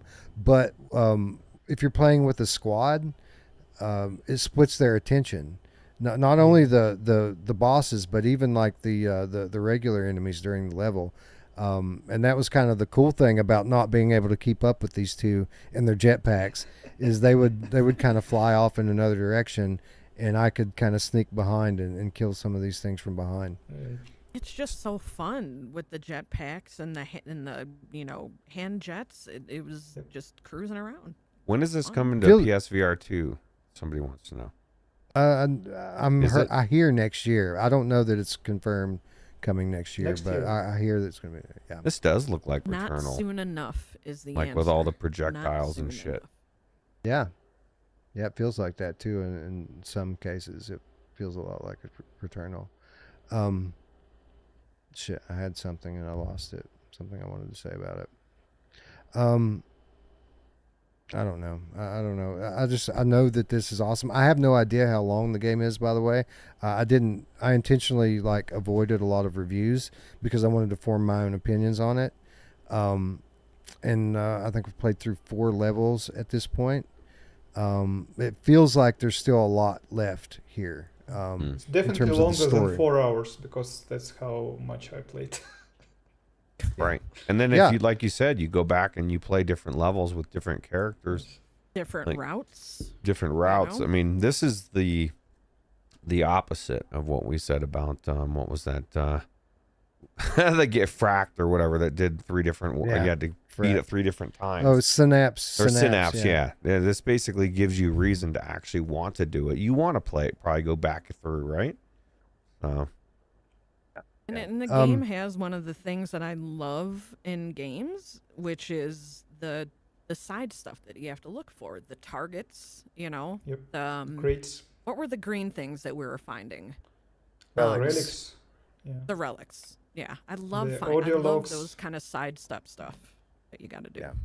Yeah, the relics are a direct pullover from Windlands and Windlands 2. That's kind of what the original Windlands was built on, was kind of exploring these large maps and finding all of that stuff. And that very much is carried over into this game. There are like 100 of those things to find throughout the levels. And they are hidden in similar kind of ways and fashion.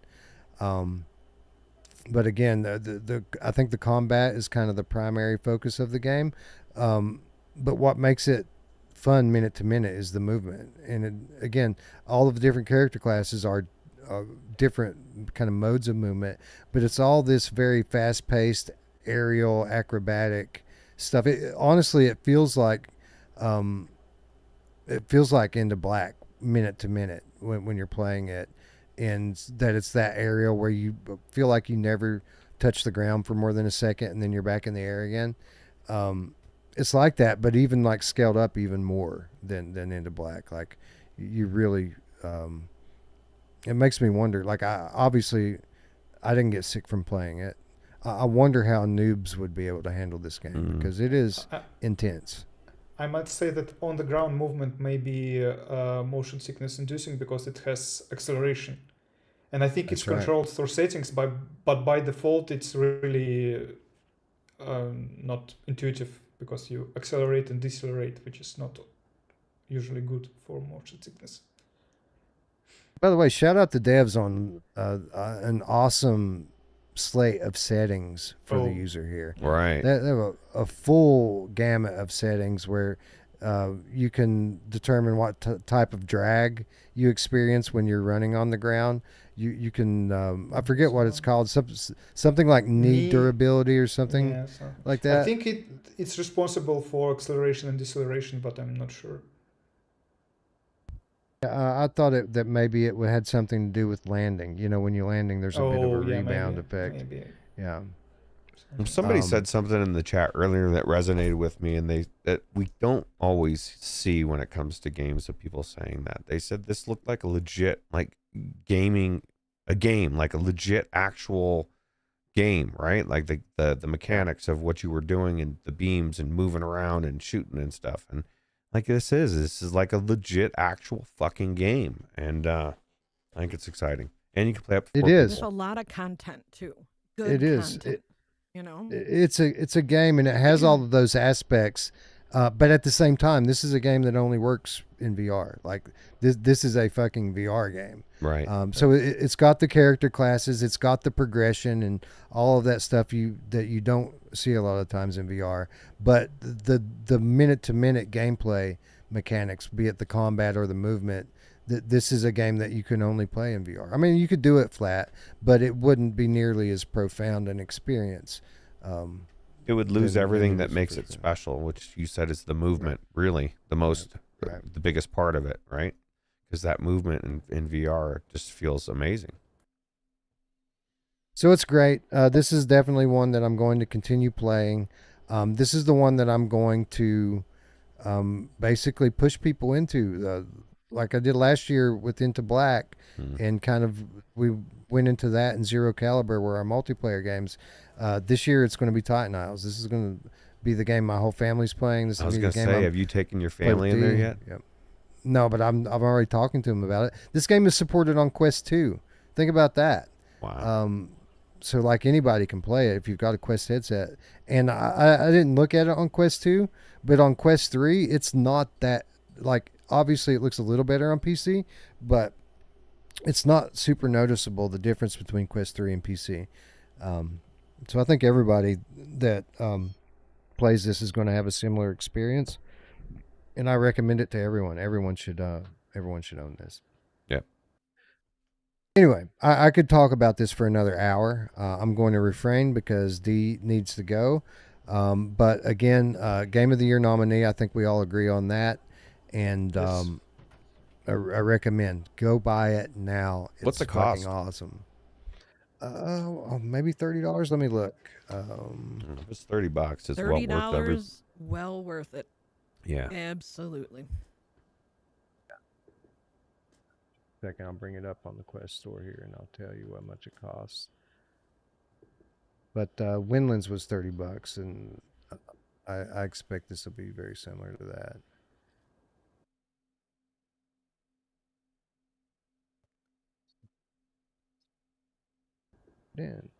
Yeah, this is better in every way. Winlands 2 was super cool. I loved Winlands 2. But this is like Winlands 2 on crack. And that's what you want for a sequel, right?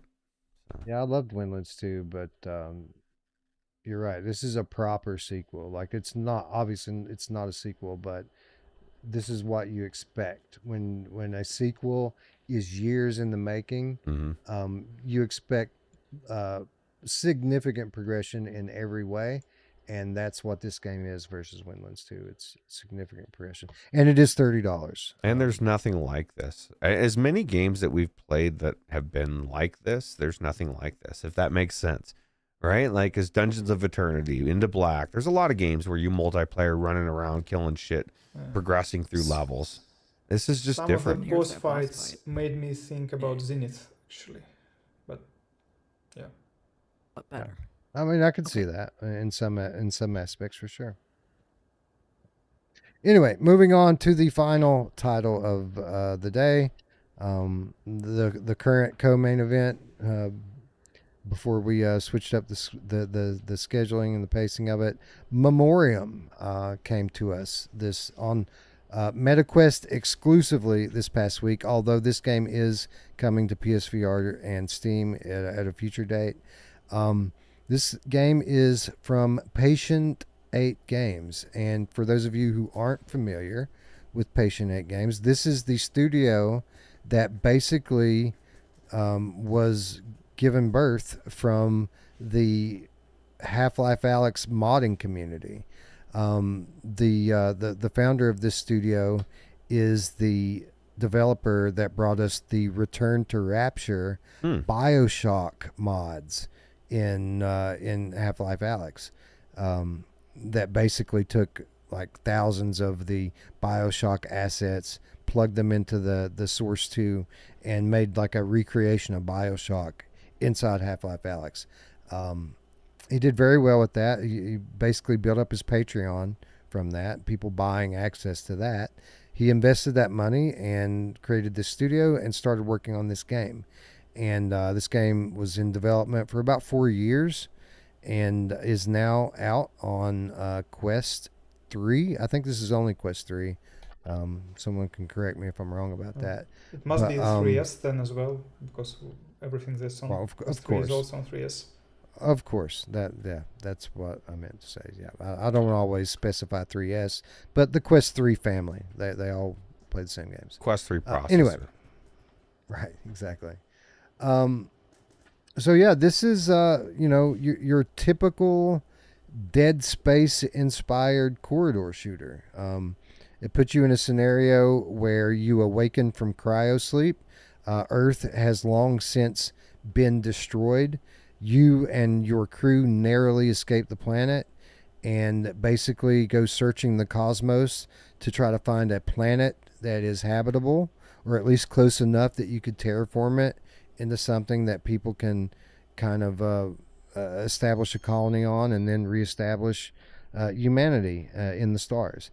But you're awoken early from cryosleep, and only to find that the crew has been infected by some unknown space virus or something, and everyone is kind of zombified and aggressive and trying to kill you.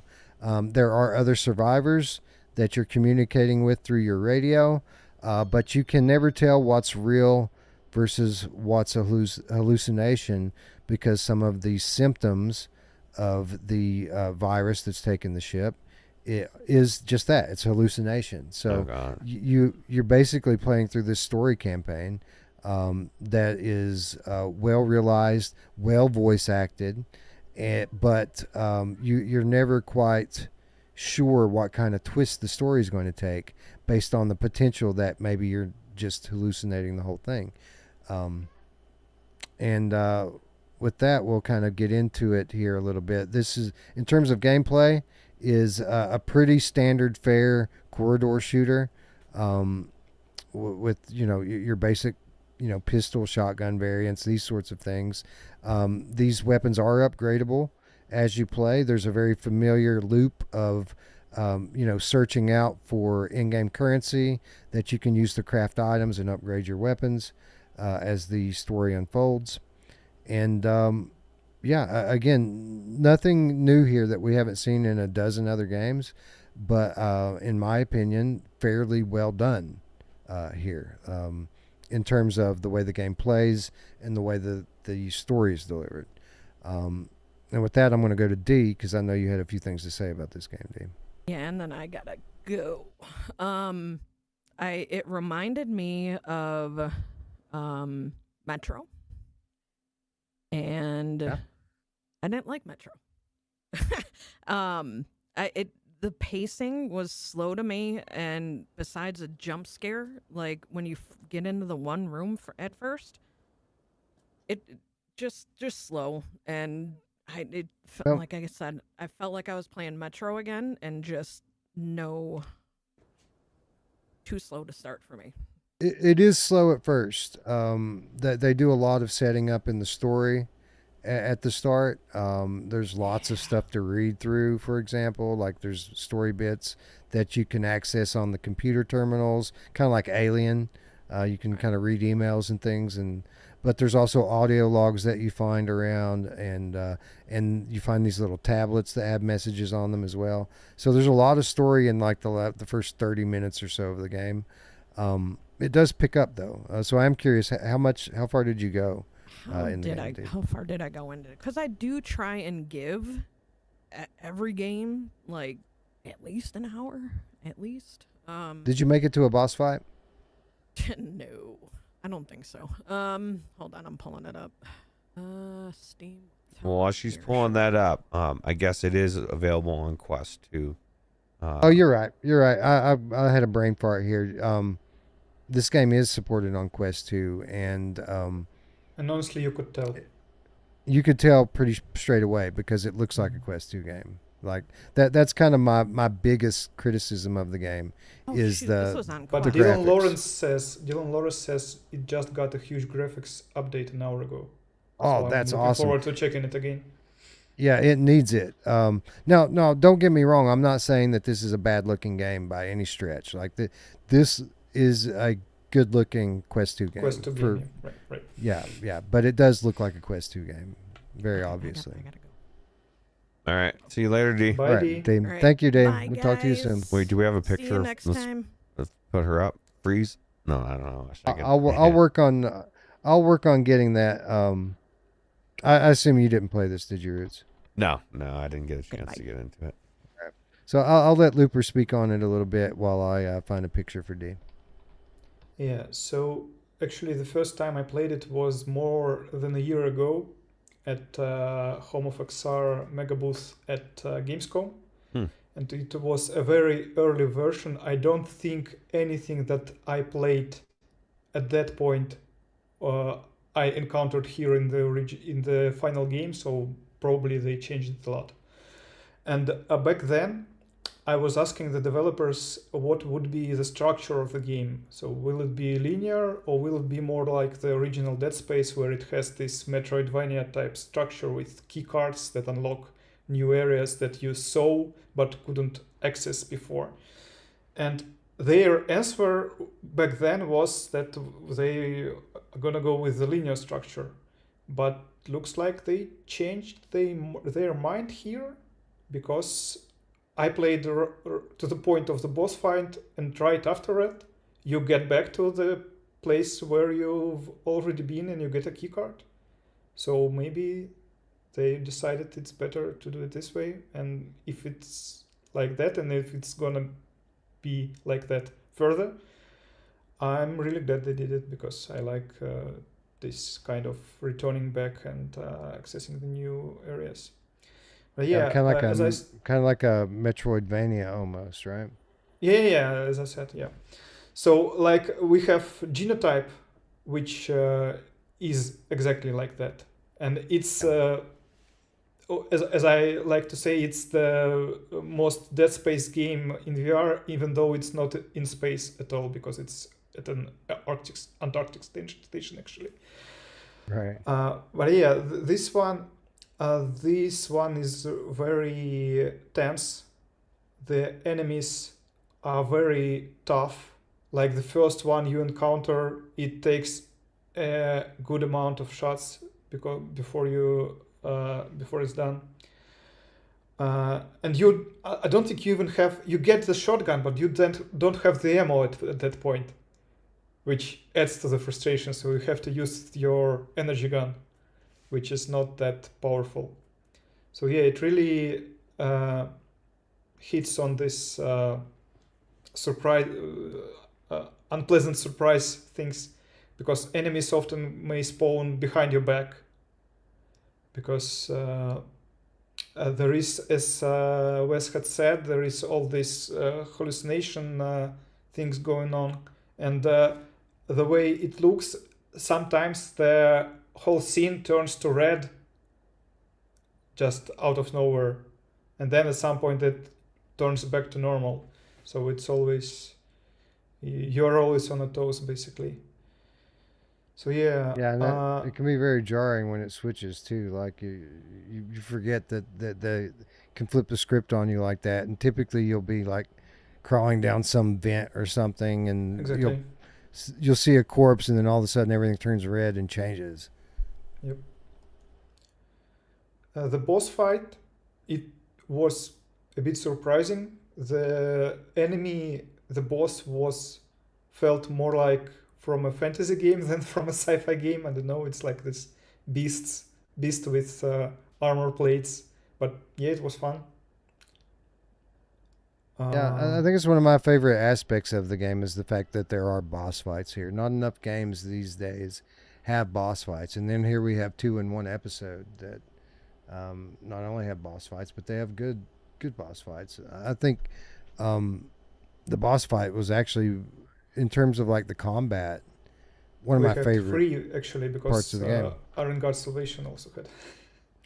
Is that starting to become more standard, right? Because for a long time, that in VR at least, they just wasn't boss fights, and then we started seeing like kind of pseudo boss fights, right? But now we're getting legit boss fights in games, which is kind of nice.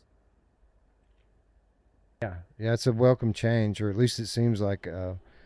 I don't know if it's so much that that more games are doing it now, or we're being more selective about what we play. It's true. Right? We're gravitating toward the games we want to play, and they happen to have boss fights. I just feel like a lot of mechanics that are starting to they've figured out VR and the physics and everything, and now we're starting to see devs focus on gameplay, and this is what I've wanted for a long time, because I've been in VR is amazing, but if the gameplay sucks, I don't want to be in there. I'd rather be looking at a screen, personally. That's just me personally. But if you can give me the gameplay, I'd rather be in VR. You know what I mean? So I think it's definitely in the right direction. By the way, speaking of visuals, I love the reflections. The reflections on the floor. It was surprising, right? Because it does look like a Quest 2 game, but there were certain aspects of it that didn't fit the profile, right? Like reflections on the floor do were some one. magic there.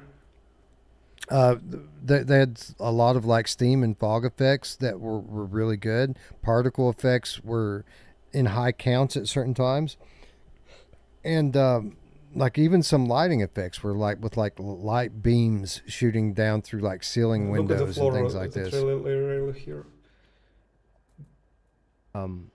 So yeah, I mean, again, not a bad looking game at all. I'm very interested in hearing or seeing what this Quest 3 graphics update's going to look like. I'll probably go right after the show and check it out, to be honest. Combat, I felt was just kind of okay with it. I felt like I should have played on the hard difficulty. When I was playing VR more often, I had gotten in the habit of just always starting on hard. You know who loves it when you always start on hard? I think it's the first one in this episode.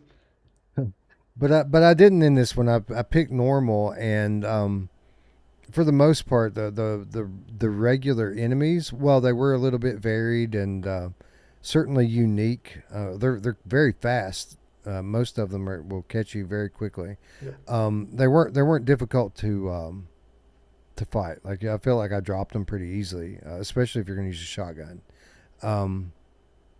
You have to. You really have to go for those weak points that they have. Yeah, but they don't dismember. Like, so they'll have weak points on like their elbows and knees and things like this. And I would expect that when you blow one of those up, it would like blow their leg off or something like that. But it didn't. It just did damage. You know. Oh, once I think when I went. When I ran out of shotgun shells and I had to fight with my energy gun, I shot a weak point on one of those guys and he transformed into some other form. I'm not sure if it's because I was using the energy gun or it was just a different kind of enemy, but it was unexpected. It was like, I don't know, some demon or something. Yeah, I did not experience that. Now, I've only played through. I haven't played a ton of the game. I've played a few hours. Like, I beat the first boss and then played like a little bit more. So you played more than me actually, because I finished just right after the boss. Okay, well, I didn't have enemies change form that I can recall. Like that isn't something that registered with me. So yeah, I don't know. Definitely gonna have to pay attention to that more when I get back in.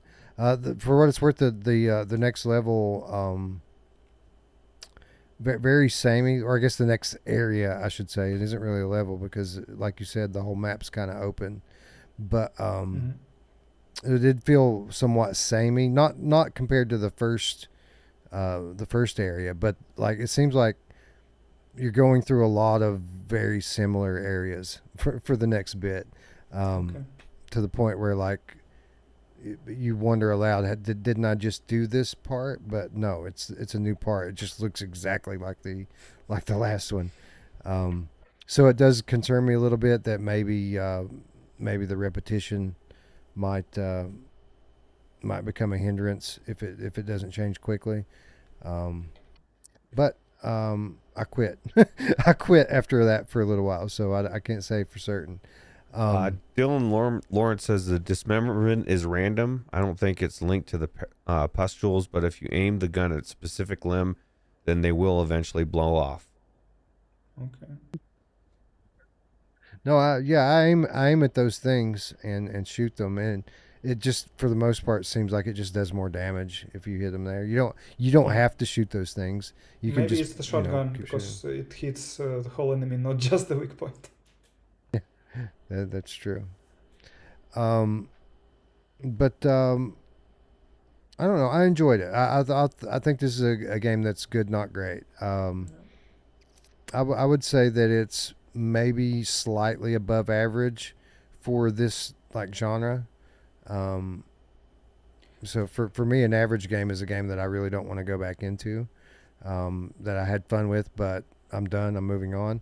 This game, I do want to kind of continue with it, and I think what really drives it for me is the story. I think that the story is quite unique and delivered well. Like the voice acting is exceptional in this game. I think it's really really pretty good, even though it is done mostly through like radios and audio recording. I think it's done pretty well, and I have some theories on how I think the story's going to twist, but I don't know. I can tell something's going to happen. There's too many question marks in the scenario that you're in for there not to be some sort of twist. So I'm interested. The story's kind of got me hooked, and the gameplay, I will say, is fun enough. The boss fight was awesome. The minute to minute's fun enough to keep me going. Yeah, there is one thing that really disappointed me here, and this is the lack of haptics for the screwdriver. I mean, come on, I want to feel it. I didn't notice it. Were there no haptics? Yeah, because ever since Star Wars Tales from the Galaxy's Edge, whenever you get this tool, you want to feel like the haptics. Yeah, but you're picking the best and only good part of that game, and then wanting to interject it into this one. Yeah. I don't know. Right. But this is definitely. I'll tell you what. It looks pretty cool. You know, what's the cost on it? Do we know? So on Quest it's 30. It's only on Quest, right? It's 30, I think. It's 30 euro. I think it should be the same in dollars. Okay, so for this to be a $30 game, for me, it's going to depend on how long it is. Right. I certainly think the quality level's there to justify a $30 price tag if they give you like a 10+ hour campaign. If this is like something that you're going to be done within 6 hours, I'd say probably should wait for a sale on it. Well, let me ask Dylan. Dylan, what's I think this is the dev. Because he says the haptics were added to all tools an hour ago. Is there? Do you know the length of the game, the average length time that takes people to get through this game? I'm asking him. I'm assuming. Oh, it also says that haptics were added to all tools an hour ago. Thank you, Dylan. Ago. Yeah, you're the best. Well, there you go. I guess we covered the game too soon. Yeah. Well, I'll tell you what. He's fixing everything already that you were saying. I don't know. There's nothing worse than a game that has like little bits of pieces that need to be fixed that the devs just don't ever see that it needs to be fixed. And there's nothing better than a game coming out and immediately those things are fixed. Because that means that shows the devs are really on top of it. So it's good job. Yeah, for sure. Because this game did just come out. Typically, if a game doesn't launch with a Quest 3 graphic enhancement, you have to wait a month, 2 months for it. Right. So the fact they're hitting it like a week later is it says 10 hours or more. 7 or 8 if you skip all the story stuff. So yeah, that's a fair amount of time in a game for me anyway. Okay, so yeah, I'll recommend it at $30. My general, everyone who watches us knows my general attitude toward pricing on games is that people should be willing to pay $20 and $30 for a game. I think VR gamers are spoiled from the immense back catalog of games that go on sale for like $10 $15 frequently. I think people should be ready to pay at least $20 if a game's good. So yeah. And we're not talking about like way back in the day, like 2020. Think about the inflation that's happened in 5 years. Exactly. Everywhere. But no, gaming it didn't affect the gaming. Like, get the fuck out of here. That's crazy to me.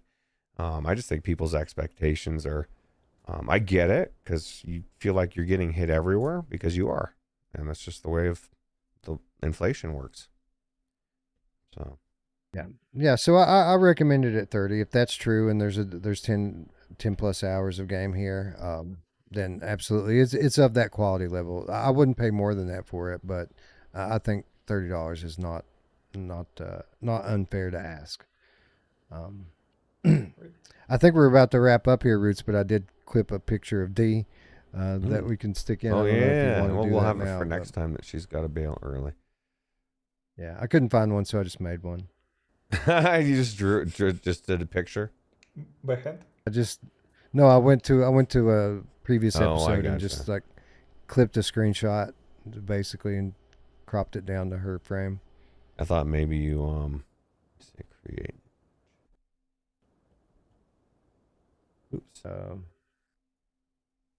But no, I think Memoreum's good, especially when you consider, that it is a new studio. It is a small studio. I love the atmosphere in the game. Even with the kind of like blocky geometry that comes with development for Quest 2, I feel through like the sound. Here's a good example. They pay attention to certain details that other studios don't, and I'll give a couple of examples.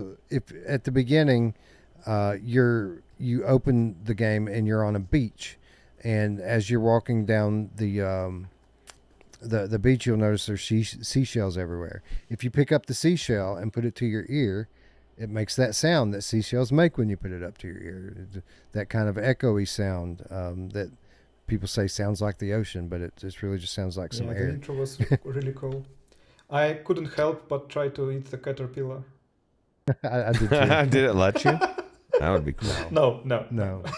I tried to eat it, and when I couldn't eat it, the way it was on the ladder that you had to climb, so you couldn't miss it. It was a weird thing that they did with that, though, is if you put the caterpillar up to your face, it like highlights the ladder for you to climb. It like starts glowing. I didn't notice that. Yeah. After I couldn't eat the caterpillar, I threw it on the torch to cook it. That's weird that you both tried to eat the caterpillar. I don't think the chat is saying that this camera has frozen. Can we do something about it? Which camera? The D's. Yeah, she's frozen in time. Yeah. Another example, again, of devs these devs going a little bit above and beyond to kind of create a rich atmosphere for the player. Right. If you go up to the keyboards in game, again, for computer terminals that don't work and really have no other use other than just decoration, if you take your hands and start punching the keys, it'll make noise like you're punching keyboard keys. Some of the computers have some interactions in it. Oh yeah, so, it not the ones that are supposed to. There are some where I move my hand to it, and there is some like access locked or something like something. It said something about surgery, or I don't remember what it was, but it was a nice detail to have something that doesn't do anything for the gameplay, doesn't bring any information, but is still kind of interactive. Yeah, they're like these digital book things that you pick up off of shelves, and they have a button on them. If you press the button, it'll tell you access denied. It says it will actually says that it's corrupted. So I wonder if it's me corrupting them by pressing this button. That's a good chat. It's interesting. Dylan says most people try cooking and eating the caterpillar. I guess that's. She's not answering. It looks delicious. It must just look delicious to everyone. Yeah, I think this is the thing that you should have let them eat it or something happened. Yeah. You know, like a lot of times the devs will they just think of everything, or they try to, that people would do. And if you can make everything that you can let them do, it's just one more thing. Like, just like you were saying, Looper, the fact that you can kind of interact with those things that you don't really need to, it kind of adds a level of immersion, right? Because we're in the game, and so I think it's cool.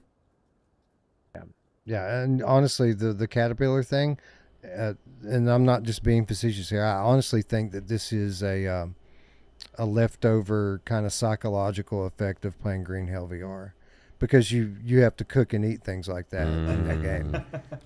That's probably true. You know, Yeah. it's crazy. So I had a very similar reaction to it when I saw it in that scenario. Like, were you afraid you were going to die? Because that's Green Hell VR. It's the very beginning of the game anyway, so. But yeah, no, you're right. There are a lot of decoration electronics that are interactable, and then there are a lot of computer terminals that it's essentially one for one ripped out of the Alien VR game that came out last year. So you have these terminals because they are both ripped out from Dead Space, but the Dead Space itself is a ripoff from Alien franchise. So yeah. Yeah. But you can either like read messages on them to glean story details. You'll find passcodes in those sometimes by reading them, and also you can unlock lockers. So like if there's a locker in the room or something, you can unlock them by accessing those computer terminals. Okay. What did you think about the puzzling elements, Looper? Because it's not all action. There are some kind of like environmental puzzles that you get to. Remind me of some? It doesn't. They're like, not immediately powering obvious, up those. Yeah, I remember powering up some electric points, right? Right, but they're not always visible. Pistol. Right, yeah, you'll just be stuck in a dead end. Unscrew the panel, but it was quite obvious that you had to unscrew those because they were like in your face at that point. Well, there was one that I specifically remember. A room I came to, it seemed like a dead end. But the one where you have to shoot the orange things, right? And then the climbing beam appears, right? Yeah. And then you climb up that, and you still, when you get to the top of that, you don't know what to do. Yeah, I was half stuck there because I had no idea what to do after climbing it, but then I noticed the energy point, right? And what was weird, first time I was there, I climbed it, I didn't find anything, I descended, and that was when an enemy spawned behind my back. Then I died from it. I replayed the previous part, got there, climbed the beam, descended again, and there was no enemy. So there is probably some random spawning involved here. That's cool. Well. I did not know. But yeah, that. then I found the point. Yeah. And then luckily I didn't leave the room. I did have to climb it a few times before I figured out what was going on, but I did not leave the room. So no, there are other aspects. It was in the same room. Right there. Sorry? Oh, was it on the screen? The enemy was in the same room with the beam. Cool. There are other aspects of the game that I'm not far enough along to really comment on or to know how enriching that will be. For example, there are collectibles that you can find, like I think they're whiskey bottles or some sort of alcohol bottles that you're collecting. I don't know how difficult those are. I remember audio logs that you can click and listen to. Yeah. Yeah, there's tons of those. And there are also those one of the highlights of the game. When you find corpses, they often have these chips on them that you can scan with your scanner. By the way, scanning feels really good. And I like how it... Yeah, that was one of the things I felt like really added to the game visually were kind of some of the animations, like with the pistol, the way that the energy kind of flows into it when you reload. The scanner, the way the scanner kind of looks. I think Hubris had something similar with reloading. I remember it at least from the tutorial. Yeah, a lot of these things are in Hubris. Like the when you craft something, there's a really cool looking animation. Right. Now Hubris did it a little. Right. Hubris did it a little differently, but it was a similar kind of effect, right, with the visual effects. So it really looked cool and really added to the atmosphere of the game. Anyway, I think we've thoroughly beaten this horse. I think it's pretty obvious that we enjoyed this game and we recommend it, and we'll be playing more of it. So stay tuned for that. Anyways, I think that's our episode. I do want to point out to our patrons that you guys are about to start getting some more content as well. It has not been lost upon me that you've been sitting here supporting us all this time while we've been in autopilot for half of the year. So I'm going to start sharing with you some exclusive gameplay, starting with the Titan Isles multiplayer session with Looper and D. I've already got it uploaded to YouTube, and I'll be dropping that in the Patreon not long after the end of this episode. So shout out to Patreons. A lot more content coming your way, and as we get back on the horse and start doing regular episodes again, that's going to mean a lot more regular benefits for you all as well. So if you want to see us suffer through those laser trips, you know what to do. Yeah. Was it crazy, huh? Yeah. Well, I mean, we were all dying, and D especially was having fits with it. But I was, you get like a certain amount of lives, and then after you use your 3 lives, you have what they call reboots, and essentially a second chance for you, and it's a shared pool.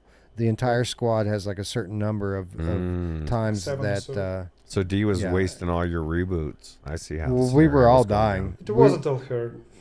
It wasn't all her, but we essentially we all made it through it. But it was literally at the end of like, I think if we had died one more time, it would have been game over. We got through it. So what happens when your reboots run out? Because I wondered that, because I died and got to reboot. Over? Oh my God, you got to start over. Well, that's good actually. How many games do we talk about where we wish there was consequences to not, to dying? So exactly, and you go into that, and you go into the next run with some perspective that you learned on the last one, and almost always you have a better experience because of the failure that you just had. Would you say that you can take another route to have some variety, right? Yeah, the co-op always makes it better, but do you think it makes it that much better? I didn't. Yeah, I only that played game Honestly, it does. Okay. That game definitely does. Yes. Because the scenarios, not only the boss fights, but the different scenarios that you face during the level itself. Certain character classes are better equipped than others to deal with, and it helps to have that variety of different suits and different abilities in your squad to be able to deal with those scenarios more effectively. Yeah, makes sense. If you had one of each class, right? As Wes said, it really helps when you do some team tactics and split up and approach the same enemy from different sides. So the enemy can only shoot in one direction, and then you can be from all over the place. So yeah. So I was playing on hard mode, is what you're saying? By myself, yeah, single. It depends. Heroic, I think. Yeah. Yeah. Well, I didn't pick heroic. I picked normal, so I probably was playing easy mode. But yeah, that was a good game. There's a certain type of enemy that swarms out of the wall, like large numbers of small enemies. And if you play as a hunter, as I did during the first half of the playthrough, those are very difficult to deal with because you have to hit them multiple times to kill them, and they shoot projectiles at you, and they're quick and they move around a lot. So like to be able to kind of grapple your way around and get like 2 and 3 arrows into one of these things is damn near impossible to do. But if you play as the ninja, you have those kind of homing missiles. All you gotta do is lock on one of those little dudes, and not only will you blow it up, but if you upgrade your projectile or your discs, it will cause area of effect damage. So like you'll not only kill the one you locked onto, but you'll kill like 2 or 3 other ones at the same time. So yeah, again, just an example of kind of how the suits and having a full squad can impact your experience pretty greatly. Yeah, that sounds cool. Makes me want to play it again. Just that little bit of talking. So. I'm down. Tag me. I'm all about it. Anyway, that's our show for this week, folks. We will be back next Sunday, where we're shooting for next Sunday. Next Sunday, we'll be talking about Reach. We did just get access to Reach a couple days ago. Haven't played it yet because I've been essentially preparing for this episode. But now we'll move on to that. That reminds me, Looper, we got a new... there's a new beta branch for that we need to switch to if we're going to keep playing. Okay. So I'll give you that information after the episode. That's for Quest, right? No, it's for Steam. Interesting. Anyway, so yeah, we'll be back with Reach next week, and then we're going to build out an episode of mostly kind of scary horror-ish type games. It might not be completely all that stuff. I do want to get back to iRobot in the coming weeks. I don't know if that'll be the next episode, but it'll be one of the soon ones. So yeah, we'll be back at 2 p.m. Eastern time on Sunday is what we're shooting for. So if you haven't already, make sure you subscribe. Right. Make sure you subscribe. Click the bell to make sure you get the notification when we're about to go live. Of course, those of you who have been longtime subscribers can support us on Patreon. Hit us up over there, $3 per month. That's all we ask. And you will get exclusive gameplay and your name in the credits at the end of the show. And then, of course, times are tight right now. Money is scarce, I understand. That's why it's free to join us on the Virtual Strangers Discord, where we hang out 24/7, 365, talking about gaming and all other sorts of nonsense as well. Free invitation in the description down below. So come hang out with us. And with that said, friends, we'd like to thank you once again for watching. For Ruuts and Looper and D, I'm Wes. We'll see you Sunday. Bye now. Take it easy. Bye-bye.